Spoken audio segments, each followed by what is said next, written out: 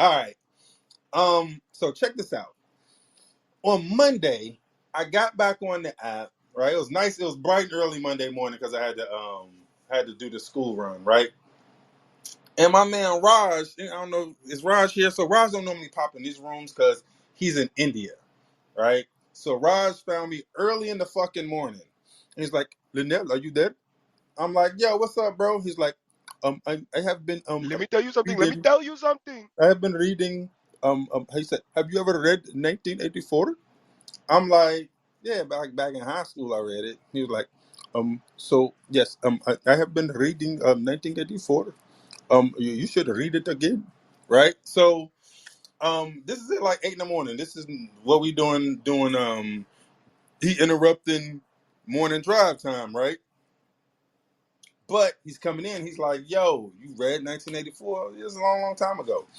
And so he started reading me some passages. So we talk about 19 the book 1984. We talk about it a lot. We reference it a lot, especially in like the conspiracy spaces, critical thinking spaces. We reference it a lot. You know what I mean? Um, at least you can hear the term 1984 at least 4 times a month. Is referenced. It's a really common phrase, right? Let me see. Put a 1984 in the chat if you've read 1984. If you've either read the book or saw the movie. Put 1984 in the chat. Let me see There's what a we got. movie. There is a movie. Is it called 1984? What's it called? It is. I think. Yeah, I think it's called 1984. Yeah, and Apple redid that commercial with it. It was a very popular commercial. Mm-hmm. Yeah. All right. Is this that's the prequel to Yellowstone? Huh? The prequel to Yellowstone, 1884. Oh no, never mind. I'm sorry. Robin? You You could know? connect Animal Farm to it. Yeah, I think it's the same goddamn same author, Yeah, ain't it? George Orwell. Yeah, George Orwell. Same author. That's Alice Shrugged too, right? That's who? Alice Shrugged. I know. Atlas Shrugged is Ayn That's Rand. he It's not wrote the same War of the person. Worlds. Oh, okay. Yeah. All right. Hold on. That's 1883. Oh, Jesus Christ. All right. Good job, Quan. Quan knew what you was talking about, Robin. Way to get us straight. All right. So some of y'all actually have read it. Put a put an N in the chat if you have no idea what 1984 is. Let me see who I'm dealing with right around here. Need to know how deep we need to go. You know, you hadn't gave a. I don't want to put an in because I know what it is. It's been on my bucket list, but I haven't. I actually haven't read it though. All right. Do you know anything about it? No, just the author who y'all named, and because I remember when Kid used to come around, we were supposed to. Because I know she was talking about it for a while, and I was like, yeah, I've been meaning to read that, and she was gonna keep me accountable to read it, but she kind of stopped coming around. I just, I got other stuff that I'm reading, so I just hadn't got around to it yet. All right. All right. You know what? Way to be honest, Butterball. I'm proud of you. All right, cool. So this gives us an opportunity to kind of talk about it, right? And even after we talk about it, I'm actually going to read some passages from it. Okay. So I'm going to do some. I'm going to read some passages from it. We'll talk about it. Um, and I'm going to connect it to some other stuff that he was talking about uh, that it made me think of, like when he was talking about it and he was reading me some passages from it. It made me think about some other stuff. And so we're going to talk about all of that stuff kind of together. All right. Um, so here, let me give you guys an overview. Like I said, so it's by a gentleman named George Orwell. Okay. It was written in 1943. Okay. So the title was 1984, but it wasn't written in 84. It was written in 1943. So this from the 40s. Okay. So the stuff that we're going to read about, like these passages I'm going to read, all of this stuff was in the 40s that he's saying this stuff. Okay. Here, let me just give a quick overview of the story. So it's essentially. Oh, hold on. So here. So it's you know what dystopian means to Mario? So when I say the word dystopian, you know what that means? Oh, I know. Would that be like the opposite of like Utopian. utopia? That's the Yeah, it's the opposite of utopian. right, right. So yeah, I can get the sense of. I don't think I've ever just heard the term, but I can kind of draw that it would be something kind of contrary or kind of the opposite of a utopia. Is that a place where it's a lot of dysfunction or something like that? Not necessarily dysfunction. But yeah, that's not the word I wanted. But just like just it's not. Well, I guess that's the only Think word. sci-fi. Think your favorite sci-fi movies and shit, like Terminator 2 and all that type of shit. Right, He don't have cable. right. So it's like a dreary, a miserable kind of feeling or state of being, right? So it's the opposite of utopian, right? So it's kind of like you're on the right path, right? You're on the right path, so it's all right. So the movie takes place. I mean, the shouldn't say movie. The book takes place in a dysto. It's set in like that kind of feeling, all right, where the government um, is like it controls everything. The term is totalitarian, where they control everything. They got cameras everywhere. They see everything. Um, and they want to control every aspect of your life. Get me? And so that's kind of where it's set. So essentially, it's about this dude who works for the government. He works for the government, and the government is called Big Brother. So he works for the government, um, and he's he's unhappy, and so he's low key trying to he hears about a resistance, some people trying to overthrow the government, and it's about him trying to join the resistance. Right? He's trying to join the resistance to help overthrow the government, or what they call like the ruling party. Got me? And so there's this guy who his name is O'Brien. So the main guy's name is Winston. Um, his is Winston Smith. The guy that's also in the party that he thinks is a part of the resistance, his name is O'Brien. Okay, and so he approaches. So he hears O'Brien kind of talking about the resistance. He thinks O'Brien is in the resistance, and so he tries to like join the resistance, but O'Brien turns out to be setting him up. So O'Brien's job is to look for people trying to join the resistance, and so he set my man up, and they take him to get re-educated. So they torture him, um, and kind of do the re-education thing to him. Right. So they put like some electrodes on his brain, and they do the re-education thing to him. So he gets re-educated. All right. Um, and so we're gonna go through some of. So that's kind of that's a gist. That's a gist. But we're gonna get into some of the minutia of it, and the places where. And remember, in 1943, we're gonna get into shit that he wrote in 1943.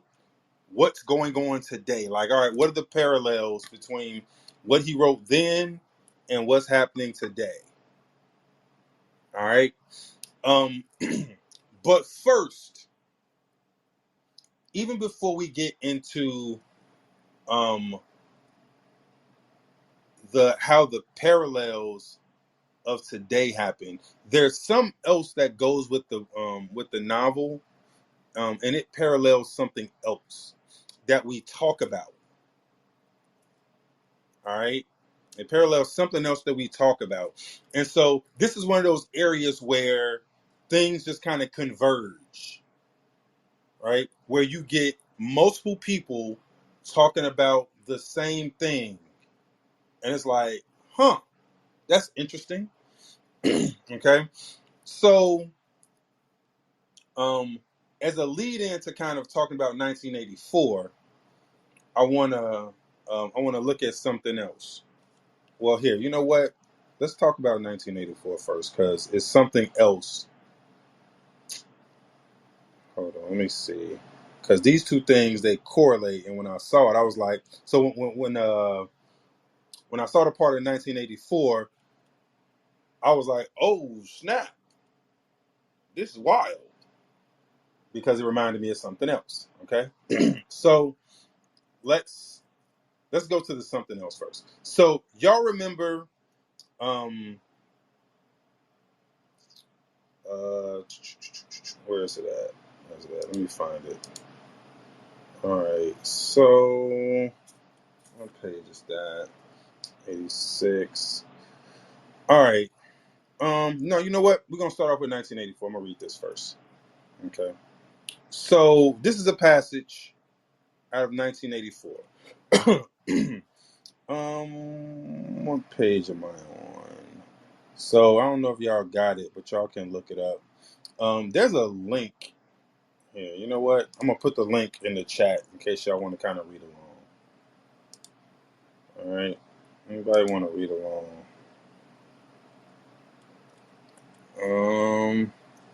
What you say, Robin? It starts off with the quote: Who controls the past, controls the future. Who controls the present, controls the past." Facts. That's the very, very first thing that pops up on the screen when you start the movie. When you start the movie, Yes. how you the movie? We up here going through the goddamn book, woman. I can do more than one thing at a time. Can you? All right, that's okay. What about the signs? Which signs you The talking the about? three the three main signs. Well, the sign is just those three main slogans. Hold on, give me 2 seconds. We're gonna get to that in a second. But before, like I said, before we get to some of the themes in the book, it's something I want to read. Because I want to, because there's something else that, like, even before like we get to what's going on, it's something else that kind of um that piqued my spidey senses. Um, let's go with um all right, here. Um, Winston's hold on. He was holding the lamp up so as to illuminate the whole room, and in a warm, dim lit, and in the warm, dim light, the place looked curiously inviting. The thought flitted through Winston's mind that it would probably be quite easy to rent the room for a few dollars a week if he dared to take the risk. It was a wild, impossible notion to be abandoned as soon as the thought of it. But the room had awakened in him a sort of nostalgia, a sort of ancestral memory. It seemed to him that he knew exactly what it felt like to sit in a room like this, in an armchair beside an open fire with your feet in the fender and the kettle on the hob. What the fuck a hob is? I'm not fucking British. Utterly alone, utterly secure, and nobody watching you. No voice pursuing you, no sound except the singing of the kettle and friendly ticking of the clock. Hey, that kettle don't sing, it whistles, and very loudly, trust me. There's no telescreen. He could not help murmuring. Ah, the old man said the old man. I never had one of those. Too expensive, and I never seemed to feel the need of it. Somehow, now now that's a nice gate leg table in the corner there. The fuck is a gate leg table? Like, this is Jesus Christ. All right. There was a small bookcase in the other corner, and Winston had already gravitated towards it. It contained nothing but rubbish. The hunting down and destruction of books had been done with the same thoroughness in the pro quarters as everywhere else. It was very likely that there existed anywhere in Oceania, that's where they live, a copy of the book printed a copy of a book printed earlier than 1960. So remember, it's set in 1984. They live in a place called Oceania. And so it says it was very unlikely that there existed anywhere in Oceania a copy of a book printed earlier than 1960. That's only 24 years. The old man, still carrying the lamp, was standing in front of a picture in a rosewood frame which hung on the other side of the fireplace opposite the bed. Now, if you happen to be interested in old prints at all, he began delicately. Winston came across to examine the picture. It was a steel engraving of an oval building with rectangular windows and a small tower in front. There was a railing running around the building, and at the rear end there was what appeared to be a statue. Winston gazed at it for some moments. It seemed vaguely familiar, though he did not remember the statue. The frame's fixed to the wall, said the old man, but I could unscrew it for you if I dare say. I know that building, said Winston finally. It's a ruin now. It's in the middle of the street outside of the Palace of Justice. That's right. Outside the law courts. It was bombed in. Oh, many years ago. It was a church at one time. St. Clement Danes. Its name was, he smiled apologetically, and though conscious of saying something slightly ridiculous, and added, oranges and lemons say the bells of St. Clement's. What's that? Winston said. Oh, oranges and lemons say the bells of St. Clement's. That was a rhyme we had when I was a little boy. How it goes, I don't remember, but I do know how it ended up. Here comes a candle to light. Here comes a candle to light you to the bed. Here comes a chopper to chop off your head. It was a kind of dance. They they held out their arms for you to pass under, and when they came to here comes a chopper to chop off your head, they brought their arms down and caught you. It was just the names of the churches. All the London churches were in it. All the principal ones, that is. Winston wondered vaguely to what century the church belonged. It was always difficult to determine the age of London buildings. Anything large and impressive, if it were reasonably new in appearance, was automatically claimed as having been built since the Revolution, while anything that was obviously of earlier date was ascribed to some dim period called Middle Ages. The centuries of capitalism were held to have produced nothing of any value. One could not learn history from architecture any more than one could of streets. Anything that might throw light upon the past have been systematically altered. Catch that? So they're talking about. So this is in 1943. He's talking, and so they're in 19. The story takes place in 1984, but he's talking about how um, the buildings have been systematically destroyed, and anything that isn't destroyed that looks cool, they claim that, oh, no, we did that, right? They claim, oh, we did that, and so they made it impossible to be able to tell um, anything about history because they altered the buildings, right? That was part of them. Um, that was part of them changing or hiding history. All right, that was part of them hiding history. All right. Um. So let me see. Um. So when I saw that in the book, it made me think about another place or another book. Oh, here, wait, there was something else here. that I wanted to read too, because this is important. Um, oh, here we go. I never knew it had been a church, he said. There's a lot of them left. Really, said the old man, though they've been put to other uses. Now, how did that rhyme go? Ah, I've got it. Oranges and lemons, say the bells of St. Clement's. You owe me 3 farthings, say the bells of St. Martin's. There. Now, that's as far as I can get. A farthing, that was a small copper coin, looked something like a cent. Where was St. Martin, said Winston. St. Martin, that's still standing. It's in Victory Square alongside the picture gallery. A building with a kind of triangular porch and pillars in front, and a big flight of steps. Winston knew the place well. It was a museum used for propaganda displays of various kinds. Scale models of rocket bombs and floating fortresses.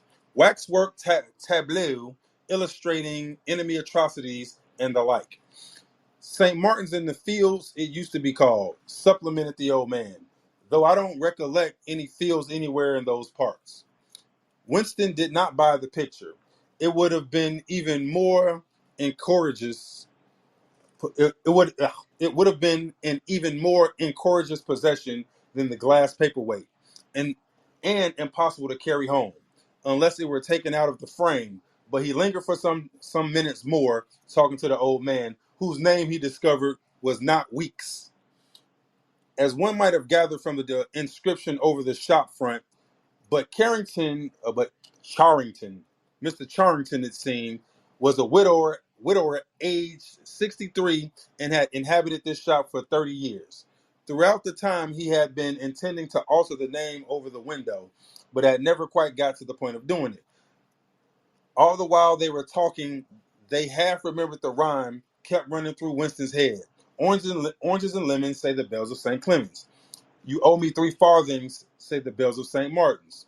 It was curious, but when you said it to yourself, you had the illustrations of actually hearing bells, the bells of a lost London that still existed somewhere or other, disguised and forgotten.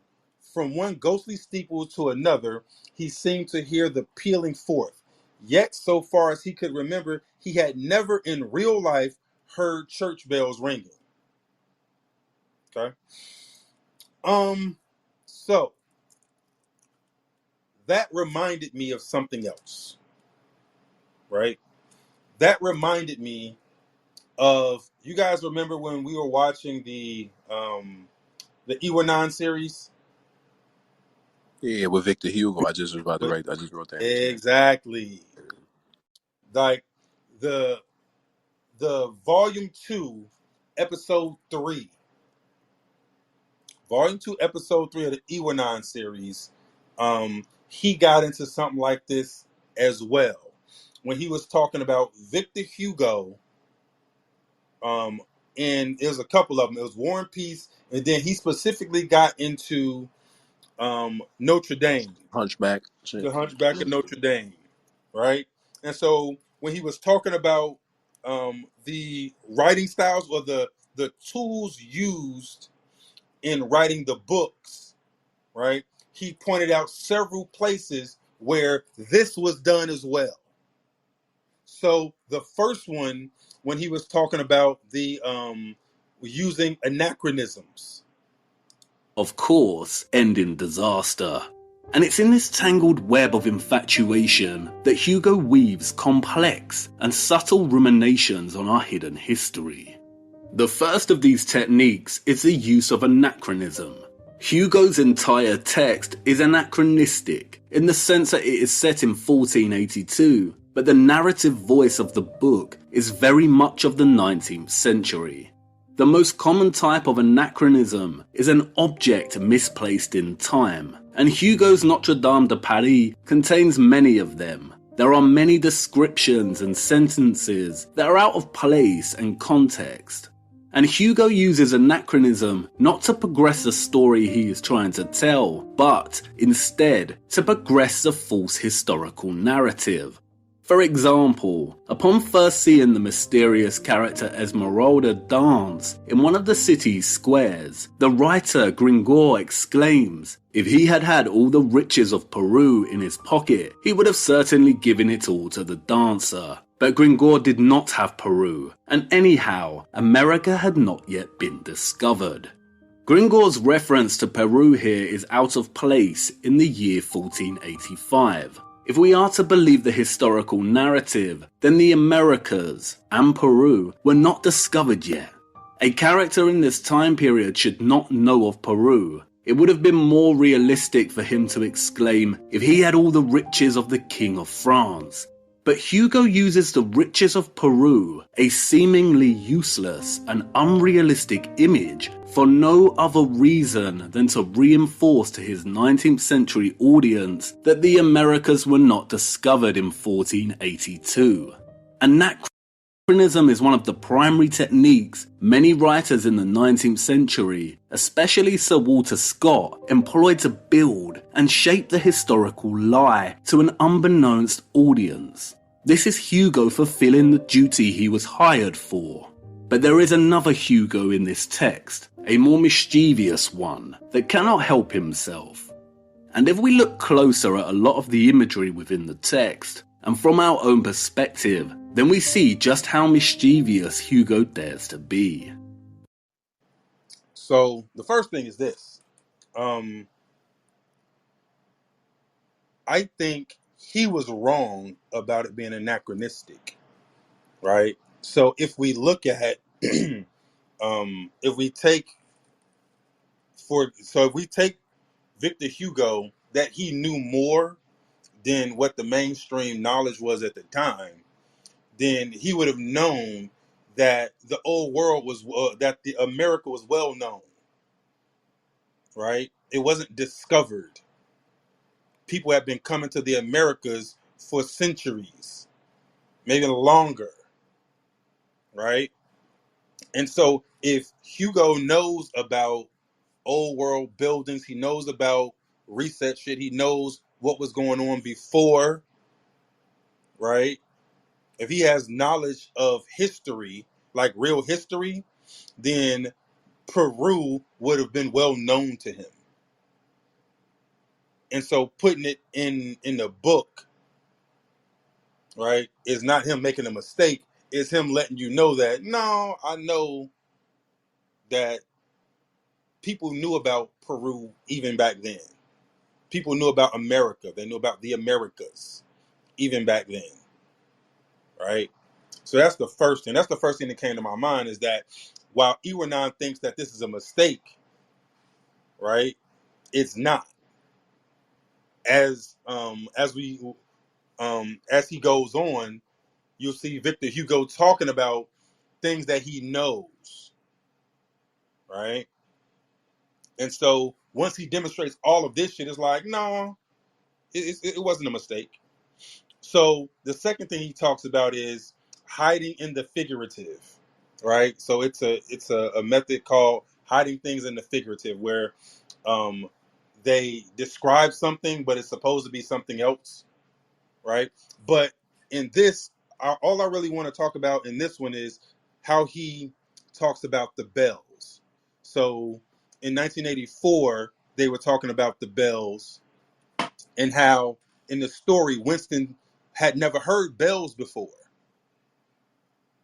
right? So in the story 1984, in the book, Winston had never heard bells. So in 1984, nobody had heard bells. Why? What happened to the bells? And so Victor Hugo also addresses the bells. This next technique is something I call hiding within the figurative.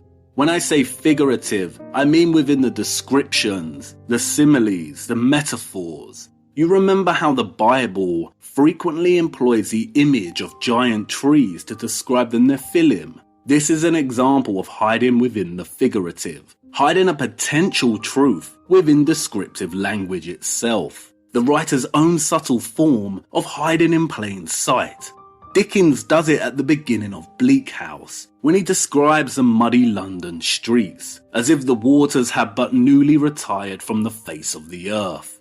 And it's everywhere in Hugo's Notre Dame de Paris. For instance, when staying in the towers of Notre Dame Cathedral, under the protection of Quasimodo, Esmeralda's grief is transformed by the tolling of the huge bells at the top of the towers. The bells above all soothed her. It was as if these huge machines poured over her some powerful magnetism. So each sunrise found her move at peace, breathing more easily, less pale, all her inner wounds healed. How very interesting. The vibrations and frequencies of these huge machine-like bells pouring over her a powerful magnetism that restored her to good health. You see, hiding within the figurative. So there's been a common theme in history, right? Where systematically all the bells have been removed, and there are speculation as to why, right? So I think even now there's this big giant bell. It's somewhere in it's in Asia. I think it's Cambodia or Vietnam. It might be in Vietnam. There's this big bell. Like the bell is fucking huge. Right? It's like the size of your living room type shit. So there's a big bell that people go and they lay under, and they when you ring the bell, it's supposed to heal you. Like people lay under it when they're sick. Get me? And so that's been a constant theme, right? When you look at ways to heal the body, frequencies. Chuck is here. We talk about that all the time, how you can use frequencies to heal the body. You can use frequencies to calm the mind. And so there's power in frequency, in music and sound, right? And so one of the it's no secret that as soon as these people came to power, the first thing they did was they started taking they took all the bells down, right? They took all the bells down. They got rid of all the bell towers. The question is, why were the bells there? Hey, Linnell, you ever question why they use that as a representation of liberty Yeah, because the Liberty Bell was cracked. So for a meaning reason? for a reason, when they took over, they broke that bitch. You know what I'm saying? When they took over, they cracked it. It didn't just crack for no fucking reason. It cracked because they cracked it, right? They got rid of all the fucking bells, right? What you say, Chuck? Frequency can heal and it can also kill, right? And so there are several theories about why they got rid of the bells. Okay, one of the theories is that the entities we're talking about didn't like the sound. Yeah, I was gonna say I thought that they had like basically like cracked them all, but they're still like out there. They're just not in circulation. Like, you know what I'm saying? They, Like I thought they put them in like museums and stuff like that. yeah, they're not functional. But the one of the theories is that the entities that took over, the sound actually repels them. And Hey, so, can I ask you another question? whatever. I'm not sure if you're a gamer or you ever heard of the game Resident Evil. Yeah, So on Resident Evil 4, when they were in Barcelona, the funny thing that you were talking about, like early history, well, they was like Spain, and they had a bell, and the bell was what would control the people, but also control these parasites. bruh, That was Resident Evil 4. bruh. So imagine um, if the people that took over were infested or invaded by parasites. There's a parasitic entity on them, whether it's a physical one or a spiritual one, but it's in the body. It's on the physical. And that sound, because remember, so even right now, the music that you hear was changed. The frequency was changed, right? Everything is at a 440. It was that all the music that gets put out, the frequency was changed. So they keep tampering with the music, with the frequencies, because sound drives out specific entities. So whatever the frequency those bells were, right? Whatever the pitch they were, it was harmful for some reason. And so the first thing they did was get rid of the fucking bells. All right. So even in 1984, he says, yo, we never heard a bell. Even though this was written in 43, right? Victor Hugo, right? The Hunchback of Notre Dame, this was written in 1831. So in the 1800s, Hugo was talking about how they got rid of the bells. This isn't a new thing. It's not a new thing. All right. Remember, the Liberty Bell is cracked, meaning that the people that conquered call it the Liberty Bell, and they cracked it. All right. So that's one of them rabbit holes. Like if you got some time, you want to dig into it, just um, look up bell graveyards or something. You'll see like it's a big ass field where they took all the bells. They went around and systematically collected the fucking bells.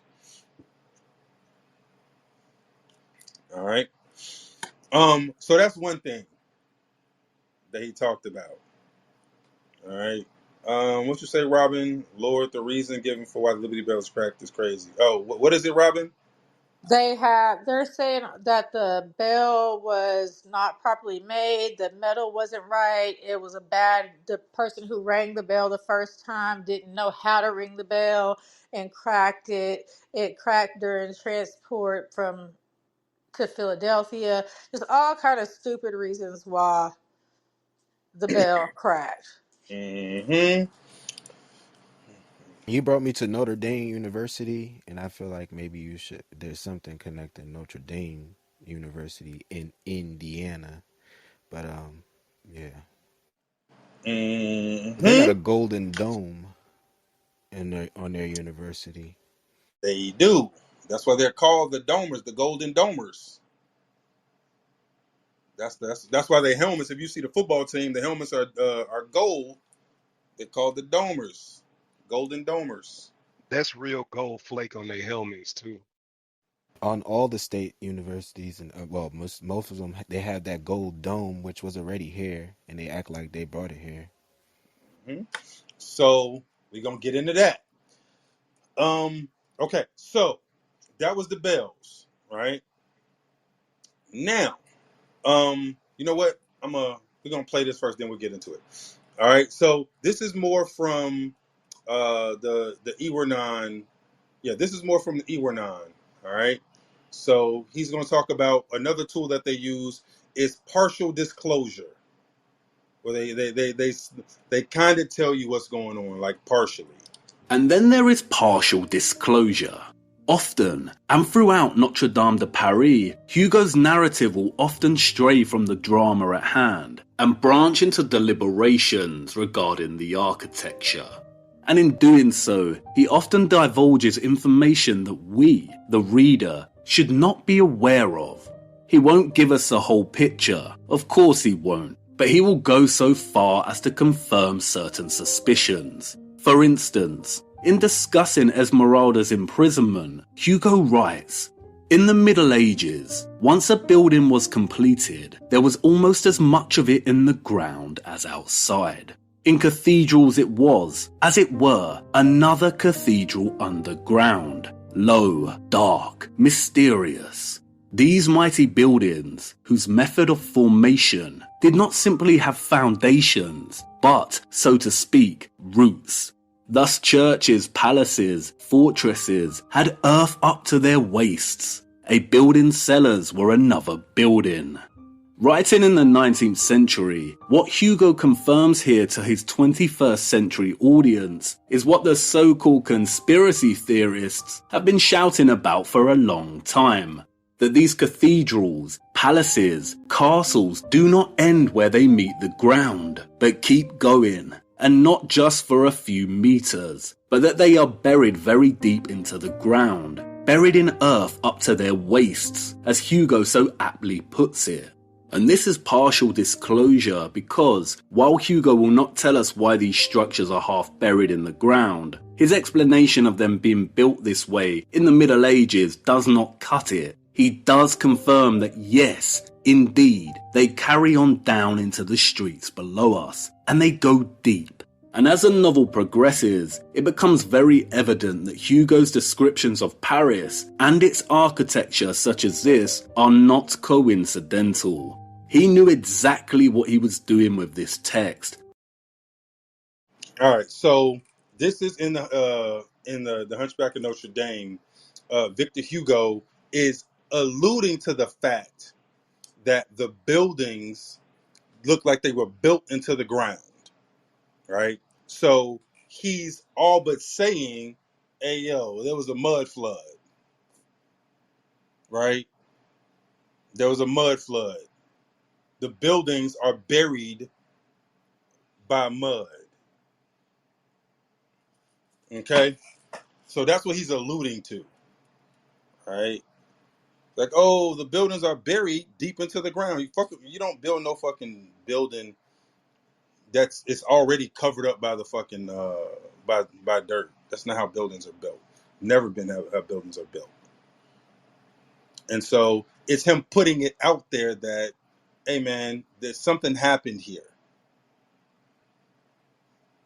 He's putting it out there that something happened here. Okay. Now, in the movie, I mean in the book 1984, who knows what Winston's job was? I know Anybody? he worked in the depart. I got it. It was He worked for the party. Yeah, he worked for the party. Who remembers what his job was? What his specific job was? Remember what his specific job was? Anybody? His job was to rewrite history. Winston's job, the main character's job, was to rewrite history. Was to put a version of history out that covered up the truth. That was his job. All right. Yeah, he worked for the Ministry of Truth. And his job was to rewrite history. You know what I mean? So he would be the one making your school books or saying what goes in your school books. You know what I mean? And so he would be writing. So he would literally be doing what Hugo's doing, what Victor Hugo is doing, where he's writing stories and he's explaining, oh, yeah, they built the building in the ground. The building was built halfway in the ground just for its sturdiness. Like, what the fuck? You know what I mean? So that was his job. His job was to invent history. I'm saying change history or whatever, but he's inventing it, right? So he's covering up the real history and he's inventing history. You know what I mean? What you say, pause? Frequency manipulation on a grand scale to affect Earth and weather, maybe planned mud floods. Correct. Yeah, I'm not against that. You think that weather control is ancient technology? Of course it is. Dude, Tesla had an earthquake machine. Like there was a patented earthquake machine back in the fucking 1800s. So controlling weather and all that shit, that's not new. All right. Hey, where'd you get that bells? Hold on. Where'd you get that bells would repel them theory? Ooh, let me see. I don't see that. That was, dude, you're gonna make me go and look up. Or just I like don't know in specific. general, because that's interesting. It is, and so I saw it, and it made me think about. um, all the ways that frequency is used, right? Even today, the Rife machine. You know what the Rife machine is? You use it to heal your body. It literally just sends frequencies in your body, right? And so you have different frequencies tuned to different parts of the body, tuned to different organisms. It's the same thing. Bells is nothing but frequencies. I get that, but tying it to like you use it defensively, that's interesting. I know, right? So again, it's a thought. It's a thought. Hmm. Um. Yeah. All right. What was that? Oh, so all right. We were talking about his job was inventing history, right? So, there's something else he talked about, right? He talked about how what happened to the buildings, like the buildings were altered. So we were talking about 1984. He's talking about a lot of the buildings are altered and bombed and all of that shit, right?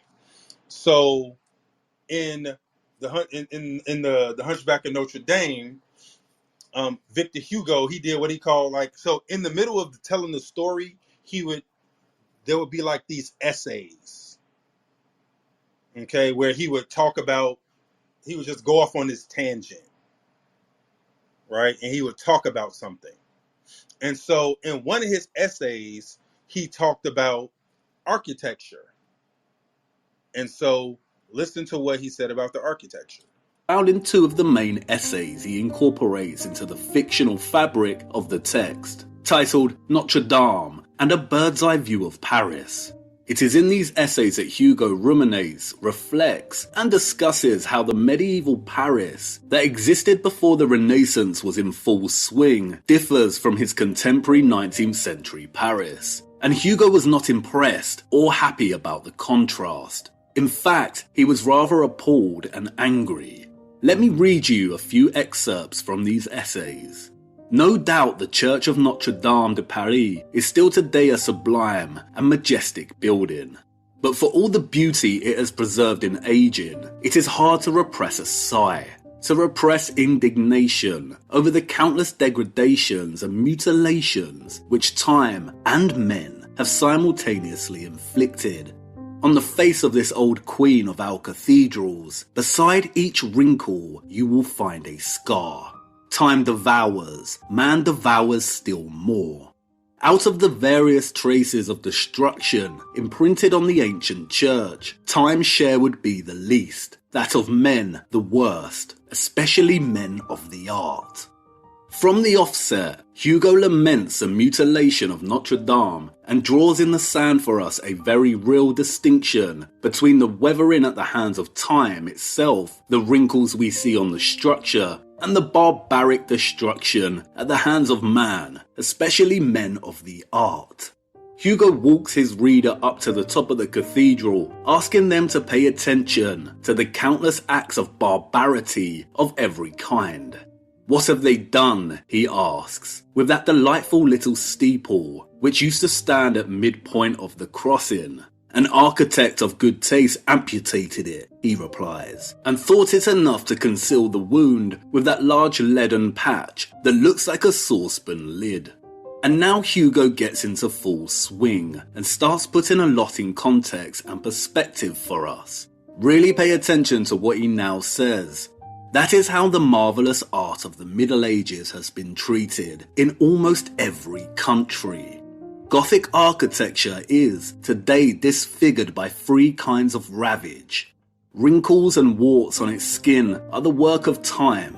Marks of violence, brutality, contusions, fractures, the work of revolutions and war. Mutilations, amputations, dislocation of its limbs, restorations, are the Greek, Roman, and barbaric work of professors and fashions. Fashions have done more harm than revolutions. They have cut into the living flesh, attacked the bone structure of the art underneath. They have hewn, hacked, dislocated, killed the building, in its form and in its symbolism, in its logic as in its beauty. And then they remade it, brazenly in the name of good taste. They stuck over the wounds of Gothic architecture their wretched baubles of a day, their marble ribbons, their metal pom-poms, a veritable leprosy of overlows, scrolls, surrounds, draperies, garlands, fringes, stone flames, bronze clouds, chubby cupids, bloated cherubs. It is the arse kicking the dying lion. It is the old oak decaying, as a final blow being stung, bitten, and gnawed by caterpillars. The first thing that needs to be addressed here is that Hugo will not give us the entire truth. He will not clearly describe what the old world actually looked like, who its citizens were, how it functioned in terms of government, everyday life, its technological capabilities, and just how much it differed from the 19th century. This he will not do. This was not his job. And he would never have gotten published if he did.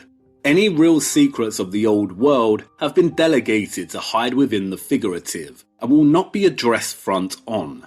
But, as these passages make explicitly clear, Hugo was outraged by just how much the old world had been ravaged, mutilated, destroyed, and erased by his current 19th century day. And you might be thinking, what? What is this Hugo man talking about? I've seen the old photographs of 19th century Paris. It's marvellous. You clearly have not seen the photographs of the Parisian World's Fairs, have you? So, in the 1900s, early 1900s, Victor Hugo was talking cash shit about the way that they were ruining the architecture. All those cherubs and ribbons and statues and all of that shit is new, right? Especially on them Gothic structures. We're talking about them Gothic structures especially. That shit is new on there. It wasn't there when it was built. They put it there to make it look like they built it, right? So if we go back to the book of 1984, it says, it was always difficult to determine the age of a London building. Anything large and impressive, if it was reasonably new in appearance, was automatically claimed as having been built since the Revolution, while anything that was obviously of earlier date was ascribed to some dim period called the Middle Ages. So they would take whatever was there, right? If they wanted to keep it, they would restore it and dress it up with all of their bullshit, and then be like, "Oh, look, we built it." Right? If they didn't want to keep it, they would leave it dilapidated. But the only reason it was dilapidated was because of the war, was because of the revolution, was because it got bombed. It wasn't like that before the war. It got bombed, and a lot of cities, right, all over the world were victims of bombing because of what was happening in terms of a reset. Get me? When you look at a lot of the wars, quote unquote, and then be like, oh, yo, they came through and they just bombed the city. Why'd they bomb the city? It wasn't for the war per se. It was to get rid of the buildings. A lot of the fires, right? If you really got some time, you want to look at some shit, look up fires in major cities, right? Great fires. Look how many cities had great fires. The great fires weren't accidental. These are fucking brick and stone buildings. Chicago, right? When you look up the Great Chicago Fire, it tells you it's called. It'll be like, oh, Miss O'Leary's cow. A cow kicked over a fucking lantern in a barn. Chicago was a fucking brick city. How the fuck a barn gonna burn a city that's made of brick and stone? In the That's winter not how season. stone burns. Okay. But these are the stories they give you. And all the fucking fires you look up, they give you the same dumbass story. So the fires were this, it was literally the same motive. It was getting rid of the evidence of the past. The same shit he's talking about in 1984. So in in 43 when this shit came out, George Orwell was talking about the shit that Victor Hugo saw. Victor Hugo saw them massacring the buildings, either tearing them down or letting them become, or letting them become dilapidated because of the war, and then being like, "Oh, that shit's old," and then tearing them shits down. Or he saw them restoring the buildings that they wanted to keep and dressing them up like they just built them. And then when you go and look up the history of that shit, they be like, "Oh yeah, we just built this shit in 1816." Get the fuck out of here. Okay? And so you got two authors about 100 years apart talking about the same events. So that's kind of what I wanted to show.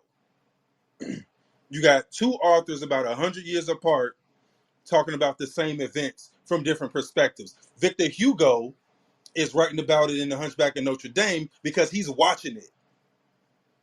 He's watching it. He's watching the shit happen. And George Orwell in 1943 is writing about the shit that happened, but he's setting it in the future, but he's telling you what the fuck is happening. All right? He's telling you what's happening. He's like, "Hey, yo, they're erasing the buildings. They're erasing the markings, so you can't tell what's going on with the architecture because that's a fingerprint of the city, like of a civilization. The architecture, the land. You can generally look at the land and the architecture and tell what happened when and who did it and all of that shit. And so what George Orwell's writing about is how they're literally adjusting the shit so you can't tell. And then when the people who actually know what happened when they die off, the only thing that's left is, yo, what's written, which they're writing because it's Winston's job to invent the history. All right. What you say, Tim? Adjust to fit the narrative of from the ministry. Facts. The architecture fits the time and history. True. So when you change the history, the culture needs to match. All right. Yo, any questions on that? Like, I know it ain't been that much time, and I think I'm kind of going fast, so I don't want to lose nobody. Is everybody up to date? Everybody up to speed on what we talking about right now? I ain't losing nobody. Don't be scared to say, "Hey man, hold on, what the fuck are you talking about?" You know what? This is Conspiracy University, right? This is not Conspiracy Grammar School. So if you hear and you like, "Hey yo, hold on, what's mud flood? What are you talking about?" Right? You know what I mean? No, this is Conspiracy University, man. We're every Wednesday, all right? And we reclaiming the rainbow. Get busy. Um. So yeah, we appreciate. So here, let me do a real quick reset, man. Hey, I appreciate all y'all hanging out. Conspiracy University is lit. We're here every Wednesday. On Friday, we do Conspiracy Cookout with the 10-4 family. All right. It's your conspiracy cousins. We hanging out, having a good time. All right. So Wednesdays and Fridays, we here. Wednesdays is 9 o'clock Central. I mean, it's 9 o'clock Eastern. Fridays is 10 o'clock Eastern. All right. So if you like next level conspiracy talk, Conspiracy University is the place. I do want to source that. Yo, what you want to know about so source for the bells? So it's more about putting together the information though, Mel. It's not like, oh, these people said they use the bells as defense. It's not like that. It's more about looking at it's a totality of the information. Get me? Oh yeah, I get you. I thought maybe you came across No, something. no. Not like that. Right. But if I do, goddamn well I'd have talked about it.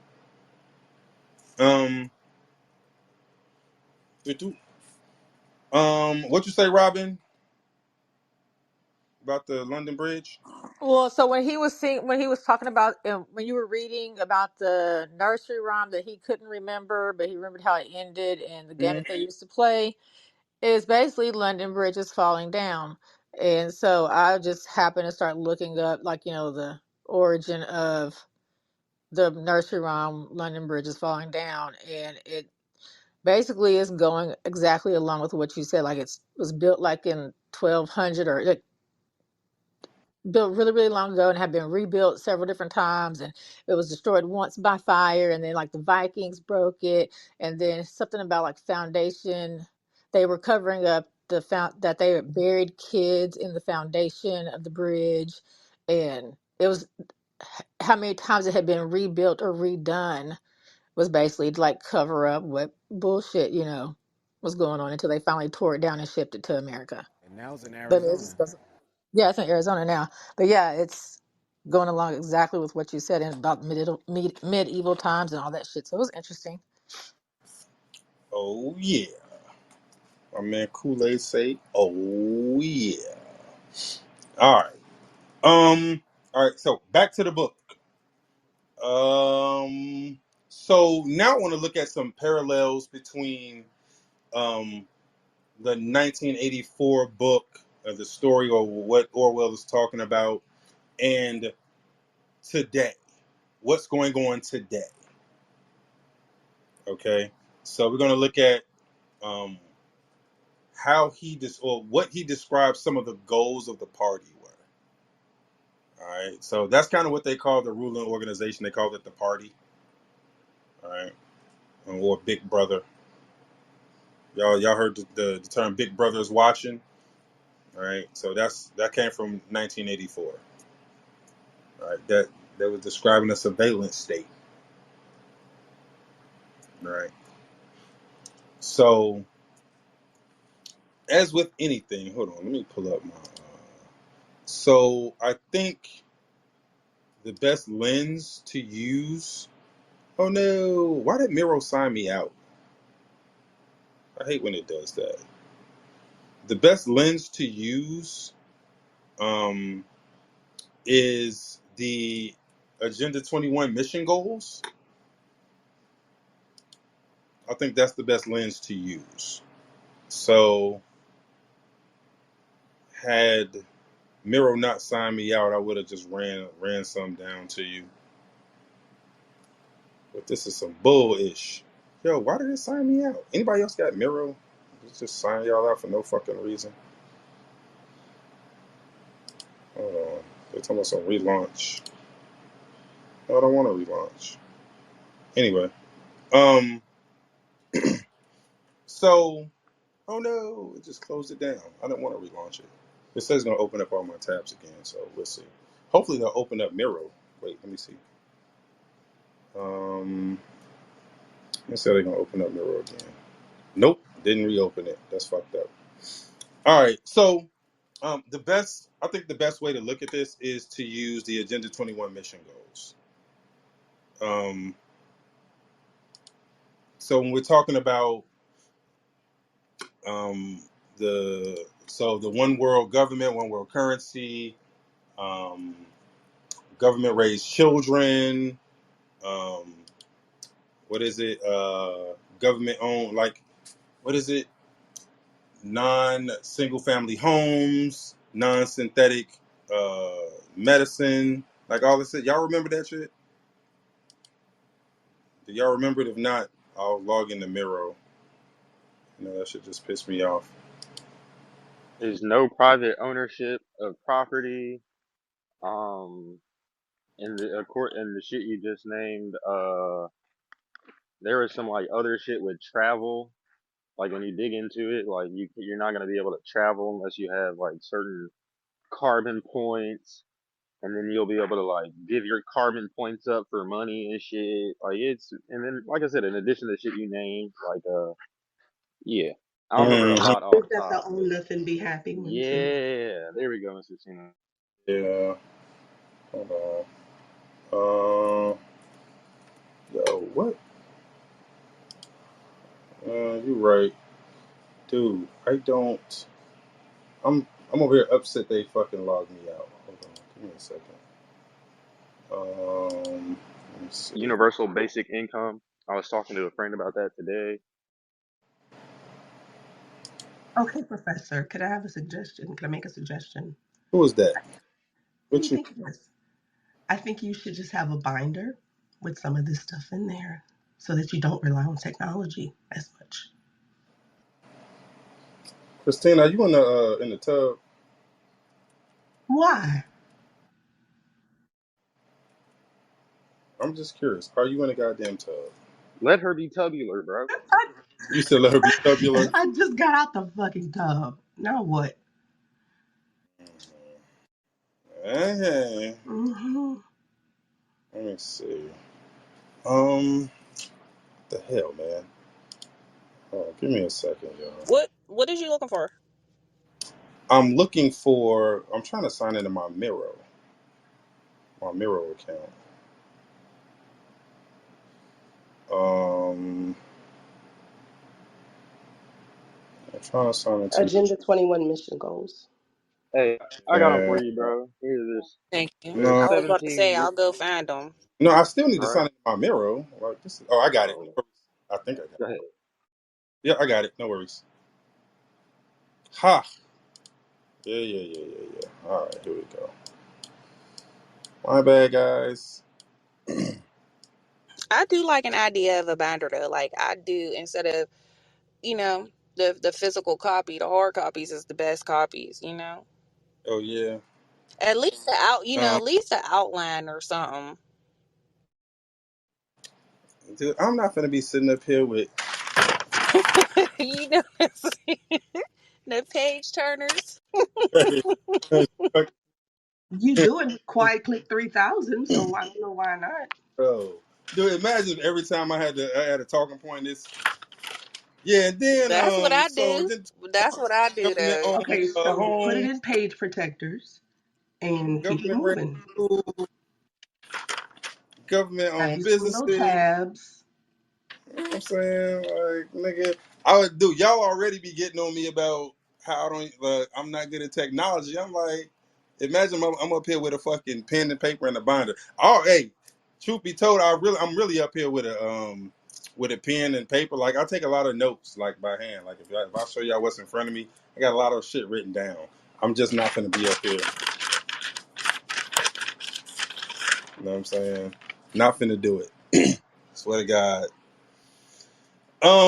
All right. So some of the Agenda 21 mission goals. So one world military, 15-minute cities, social credit score, depopulation, international sovereignty, Internet of Things, restricting air travel, the microchip society, mandatory multiple vaccines, non-synthetic natural drugs, universal basic income, cashless society, end of private farms, end of private irrigation, restrict land use, government-owned businesses, government-ran schools, government-raised kids. Very important. End of single family homes, end of private transportation, end of the family unit. All right. Now, think about what I just said. End of the family unit, end of private transportation, end of single family homes, and government raised kids. Now, let's pivot back to. Oh man, I lost my page. When it opened back up, it's all right. Oh no, that ain't it. What's the search thing? Is it Control F? Yep, it is. Got it. If Uh, you, if you had a binder. I was just finna say it. I was just finna say it. Dude, if y'all don't get y'all whack asses out of here, I don't need no goddamn binder. All right, so check this out. So we get back to this is what the party. So they're describing the party and kind of how the party saw certain things. Okay, so it says the unforgivable crime was promiscuity between party members, but though this was one of the crimes that the accused in the Great Purges invariably confessed to, it was difficult to imagine any such thing actually happening. The aim of the party was not merely to prevent men and women from forming loyalties, which it might not be able to control. Its real undeclared purpose was to remove all pleasure from the sexual act. I think these motherfuckers is Amish. Not love so much as eroticism was the enemy, inside marriage as well as outside of it. all marriages between party members had to be approved by committee appointed for this purpose. And though the principle was never clearly stated, permission was always refused if the couple if the couple concerned gave the impression of being physically attracted to one another.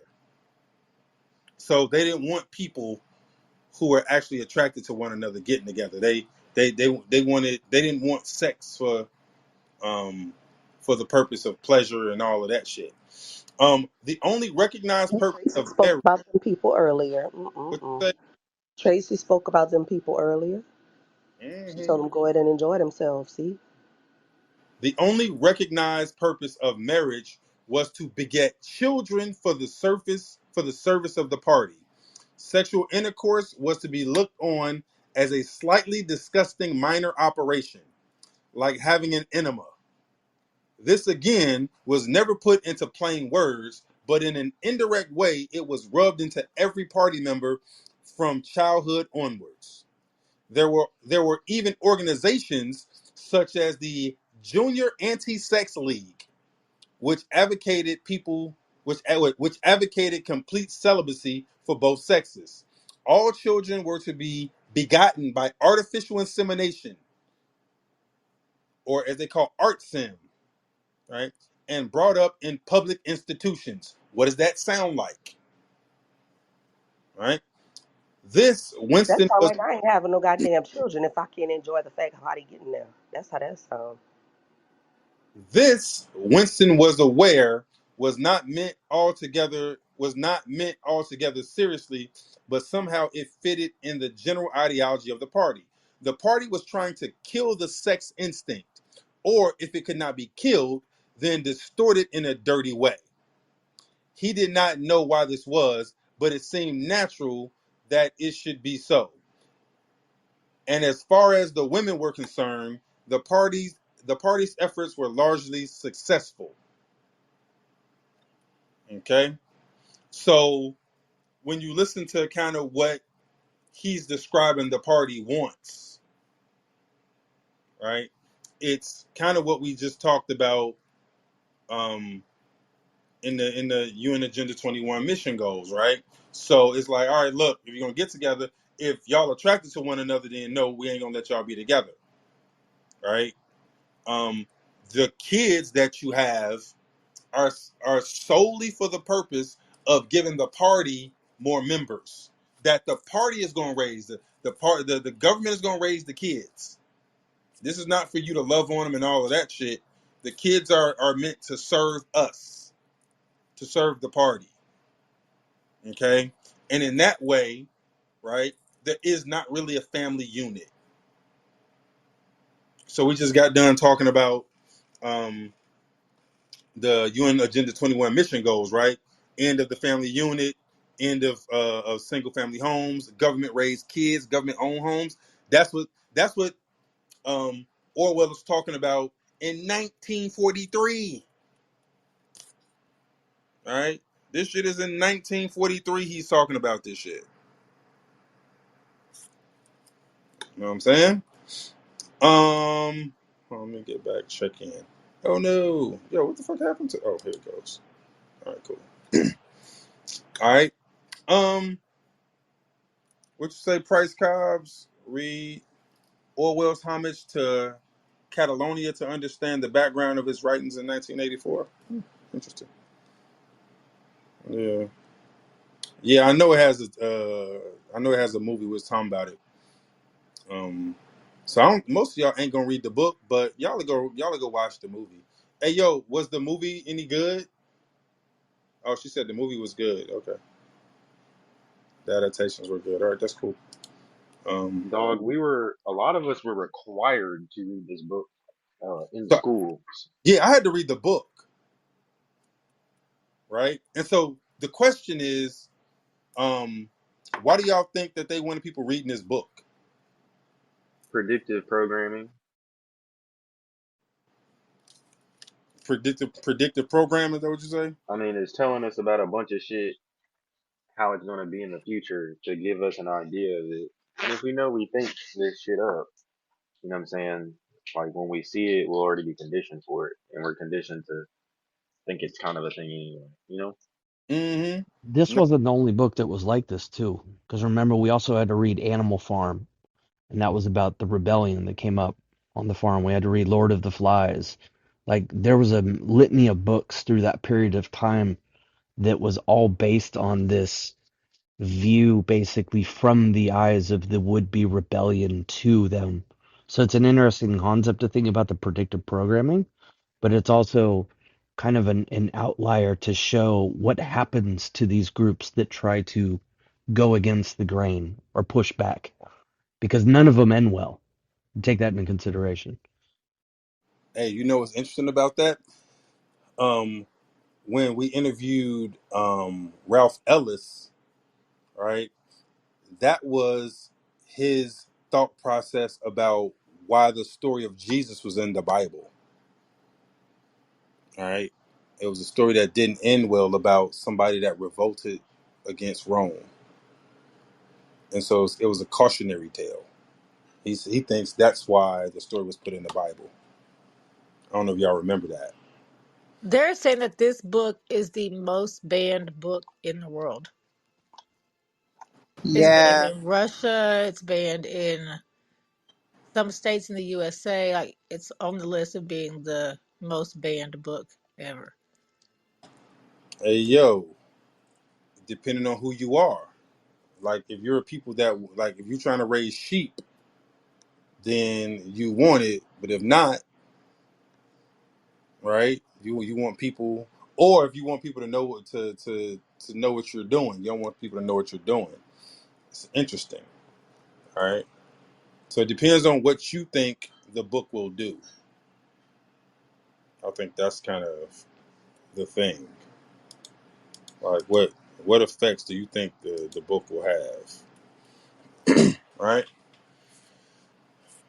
Um, let's see.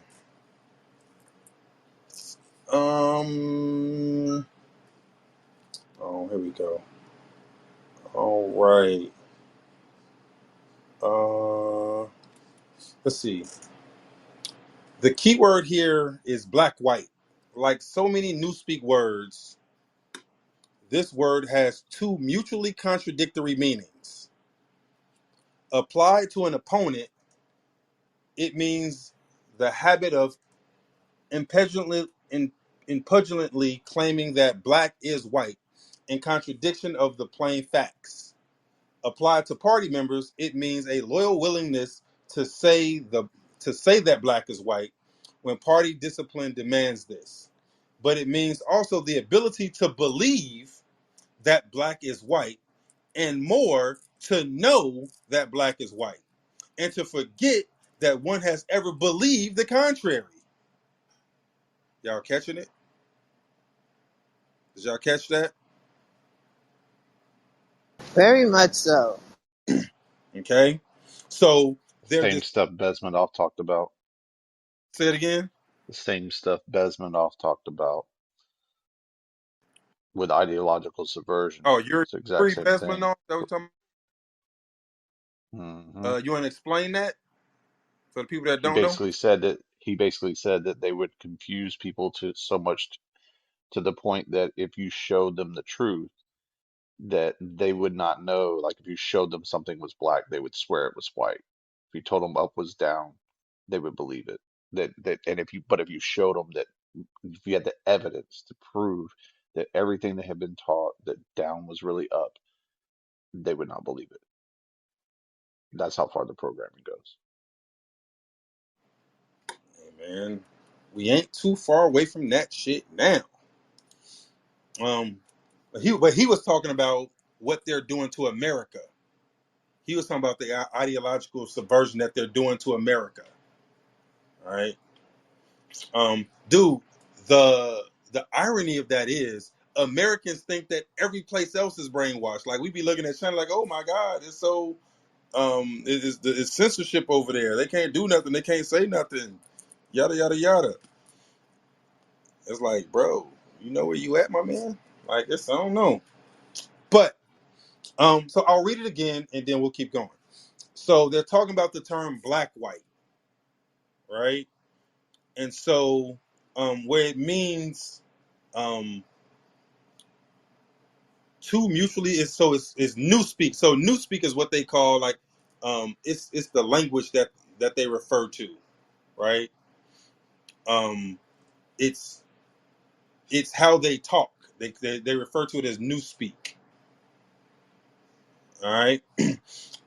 So yeah, I'll go up here just to give you guys context. So it says Oceanic Society. So remember, the name of the country is called Oceania. So it says Oceanic Society rests ultimately on the belief that Big Brother is omnipotent and that the party is infallible. But since the reality, but since in reality, Big Brother is not omnipotent and the party is not infallible, there is a need for unvarying moment to moment flexibility in the treatment of facts. Y'all hear this shit? It says there's a need for unvarying moment to moment flexibility in the treatment of facts. Meaning facts aren't facts. The facts are what the facts are what we say are the facts. That's what they're talking about. That's what this book is talking about. All right. 1943. Facts aren't facts. Facts are what we say are facts. The key word here is black white. So that's the concept of black white. That facts aren't facts. Facts are what we say they are. Right? Like this gene therapy, it's a vaccine because we say it's a vaccine. Right? It doesn't matter if it doesn't meet the definition. We say it does. As a matter of fact, how about this? We're just gonna change the definition. Now it's a vaccine. You happy now? You happy? It's a vaccine. Right? And as a matter of fact, since y'all want to be motherfucking so giddy about the shit, a man can be a woman. A man is a woman now. See that dude over there in the dress with a schlong? That's a woman. The fact that I just told you the fact. It's a woman now. He's going to go in the restroom with women. And if you keep talking this shit, you know what? Y'all talking shit? Yo, kids is cats now. Yo, this kid, Damn. right? This kid that's purring at school, get him a litter box. He a cat now. It's black white. And so that's what they're talking about. All right. So the key here is black white. Like so many newspeak words, the word has two mutually contradictory meanings. Applied to an opponent, it means it means the habit of impudently claiming that black is white, in contradiction of the plain facts. Applied to a party member, it means a loyal willingness to say that black is white, even when party discipline demands that it is. Right?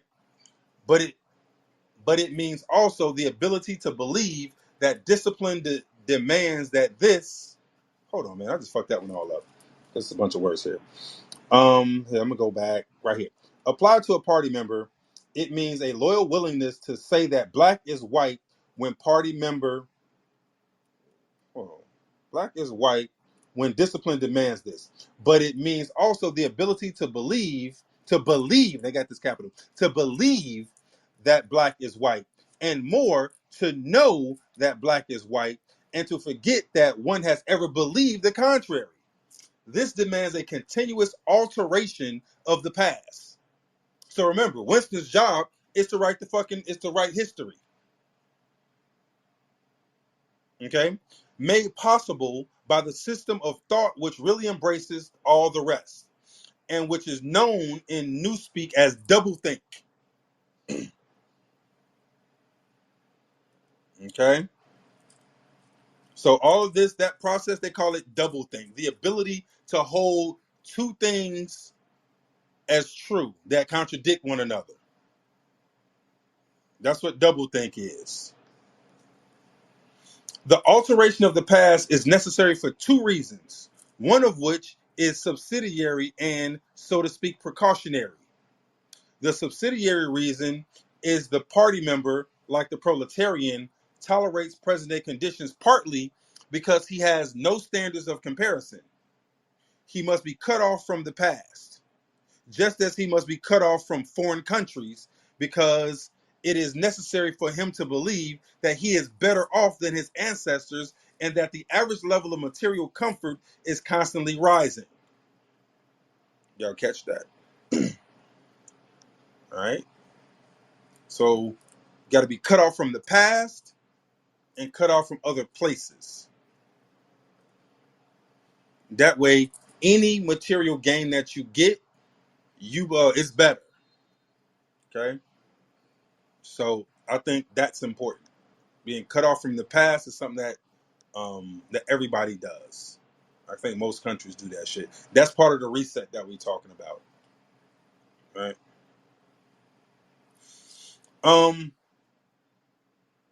All right, well, yeah. But by far the most important Part of reason, the reset, huh, Linnell? huh? Part of the reset, huh? Definitely part of the reset, right? That's what the fucking buildings are about. That's what burning the books are about, all right? Got to get rid of that Oh, shit. Got to get rid to of be people. fair with burning books, I mean, that was by and large by religious entities that did that. I mean, no offense to Prove it. Christians. Well, I mean, that's what happened. Yeah, prove it.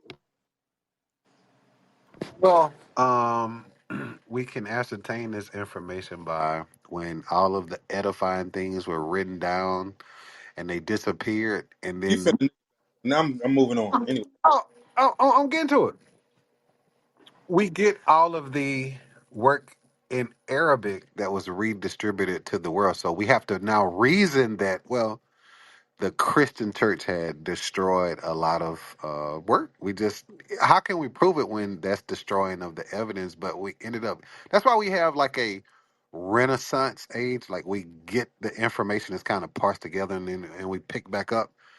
Renaissance is just rebirth. We get access to the gems. Like even today, like we're having a modern day renaissance. That's all that's happening. So that just happens over time.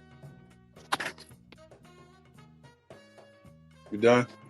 So wait, did you say that books today are being burned, or books No, from the no, no. I'm past saying are no. being In the past, I don't think books today are being destroyed. Not burned? intentionally like that. Not at all. I'm saying that. Okay. Like when Linnell talks about this reset, so everybody knows where I stand with this. The great edifiers of antiquity, i.e., the Greeks, like they wrote everything down. Now after them, like the Christian church, and you can hear like some of the stuff. A lot of that stuff was destroyed. Then, like when the Arabs came, the Arabs were like, "Well, no, let's get this stuff, transcribed in Arabic. A lot of Greek stuff, and that's why that's why stuff goes um, from Arabic to Latin. It doesn't go back to Greek because that happened. So we, because all of the evidence was destroyed, just kind of have to use your common sense to kind of, well, okay, this is what happened. All right. Let's see. Where was I at? Oh, so we're talking about. Let's see. Oh, but by far the most important reason for the readjustment of the past is the need to safeguard the infallibility of the party. It is not merely that speeches, statistics, and records of every kind must be constantly brought up to date in order to show that the predictions of the party were all in cases right, or were in all cases right. It is also that no change in doctrine or in political alignment can ever be admitted. For to change one's mind or even one's policy is a confession of weakness. If, for example, Eurasia or East Asia, whichever it may be, is the enemy today, then that country must always have been the enemy. And if that's that, and if the facts, but and if the facts say otherwise, then the facts must be altered. Thus, history is continuously rewritten. This day-to-day falsification of the past, carried out by the Ministry of Truth, is as necessary to the stability of the regime as the work of repression and espionage carried out by the Ministry of Love. This is in 1943. The shit he's talking about. Hey yo, this dude works in media right now. He works in media right now. The shit he's talking about is what's going on in media right now. Y'all see it all the time. All right, you see it all the time. Mhm. Say espionage and love. I'm like, wait a minute, what is what I'm trying to understand that, Linnell. What do you mean? I don't know. That was who is this person to get my bad? I just came back to the room. Who was writing this? Is this still on the book Yes, 1984? this is George Okay. Orwell. Okay. Yes, yes, it You know, is. I'm just, I'm always skeptical when we talk about history being, because I trust the history that we have. There are some issues, but it's not as sinister as you make it out to be. I'm gonna Mhm. let you have that, and I'm gonna just be silent. For real. All right, let's see. We're gonna keep going. Where we at? Hold on.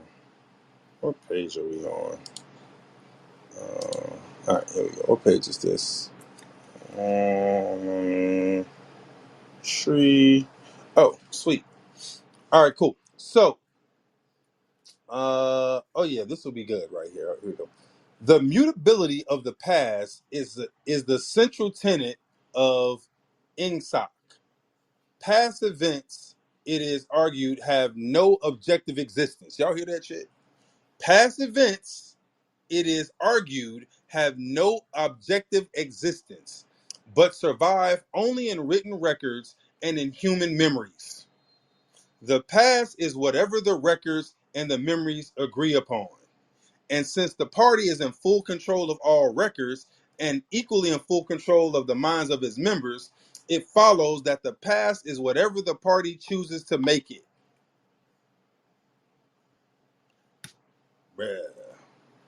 All right, not to just be a skeptic, but I can't help it, Linnell. To be fair now, when this was written, like we have internet now, so when like it's just damn near impossible to hide whether that's historical or anything these days with things like the internet. Just to throw that out there. To Mario, it's the fact that you're gonna like glaze over the fact that Google can hide facts, that they can pull up different facts to put it in your face and subliminally put it in your mind. Like I don't understand. Well, the thing about the internet, like the implication is that, and I'm not that cynical of a person, that it's somehow a worldwide conspiracy, meaning multiple countries are conspiring to keep us in the dark of what exactly. That I'm just not cynical like that, so I guess so I can't. So I'm just All gonna right. be skeptical. Yeah, Say, hey, what let me this? ask you this, Butterball. Do you think that a web page can be edited? Yeah, of course. Okay. Do you think the Do you world? think? Sorry, go ahead, Lena. No, no, you got it. Go ahead. You got it. You said a term in there, worldwide. Do you think the World Wide Web, the internet that we see, is actually coming and sourced from sources outside of the United States? And same thing, do you think other countries also get information from outside of their No, countries? it's based on well, number one, we're gonna have the best of the best. We're gonna have a lot of folly too, but we're not. We don't have any shortcomings. We're kind of champions in that regard. But no, I think that other media, they have their own like media or reference points for the web that they funnel through. But even still, in that, like I don't think like like these claims, that hey, we've only been here for 200 years, like these type of things, like when Linnell goes into, well, the real history only started at around 1800, like these type of things. Like, I mean, come on, what are we talking about?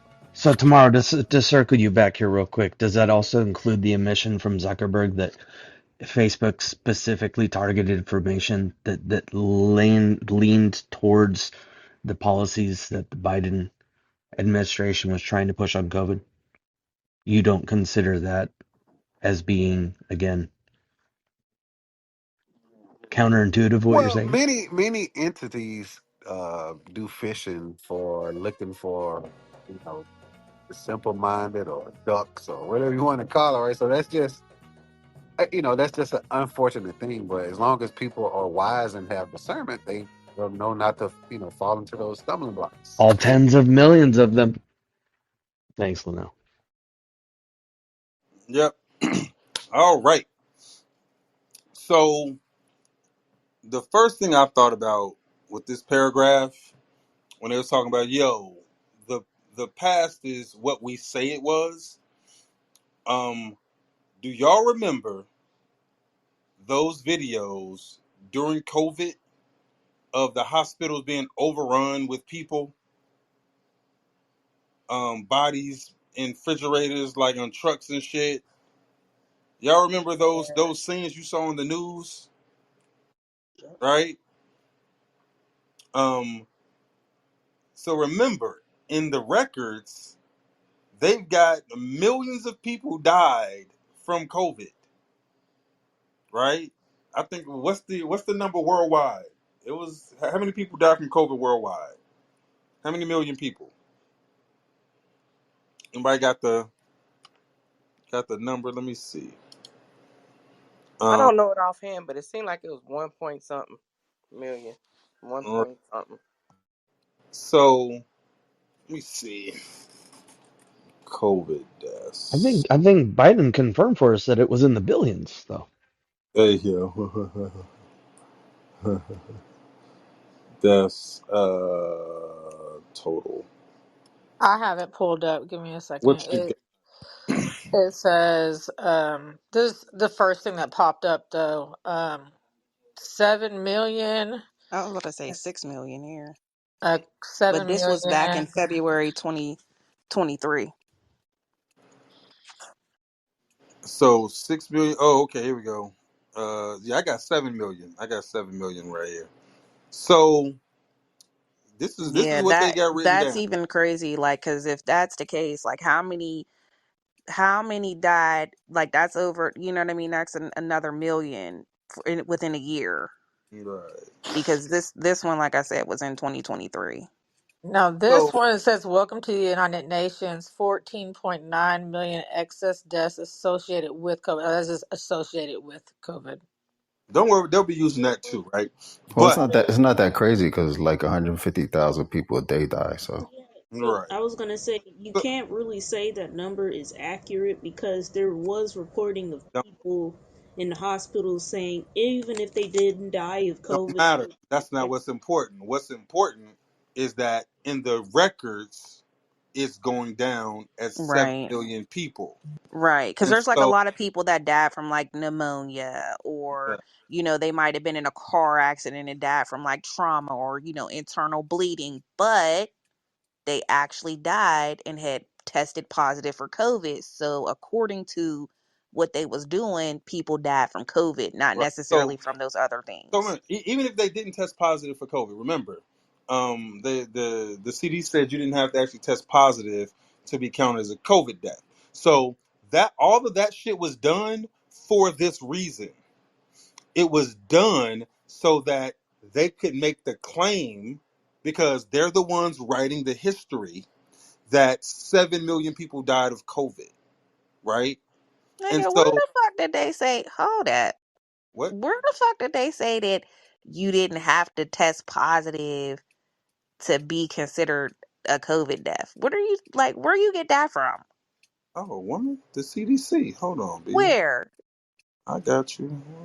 Let me see. You don't remember I did a whole show on this shit. Well, the World Health Organization changed what they were classifying that flows into influenza, which is what allowed them. Because remember, they stopped collecting the numbers on flu the first year of COVID, Facts. right?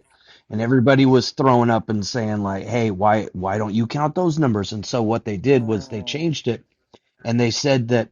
The typical 700,000 per year was a number that was assessed for seasonal influenza, but that's when considering both respiratory and cardiovascular causes that are related to influenza. So they were basically taking the symptoms that were caused by COVID and putting that into a bucket and inflating the numbers with flu. So you have the flu and its normal numbers, and then you're adding in again cardiovascular. So that's the myocarditis and the inflammation, everything else around that, and the respiratory issue, because again, it was initially ultimately a respiratory issue. We got everything that was wrapped around that. You put all those two together, now you have the inflated numbers because the original numbers for flus were in the ballpark of roughly 290 to 650,000, and that was again their numbers for the annual for just flu. And then the flu came back. And then the flu came back. That's right. All right, hold on. Can you hear me? Yeah, we can hear you. Hold on. Why are you looking for what you're looking for, Linnell? So I just looked it up myself. So about 7 million Good for total. you, U.S. Tamario.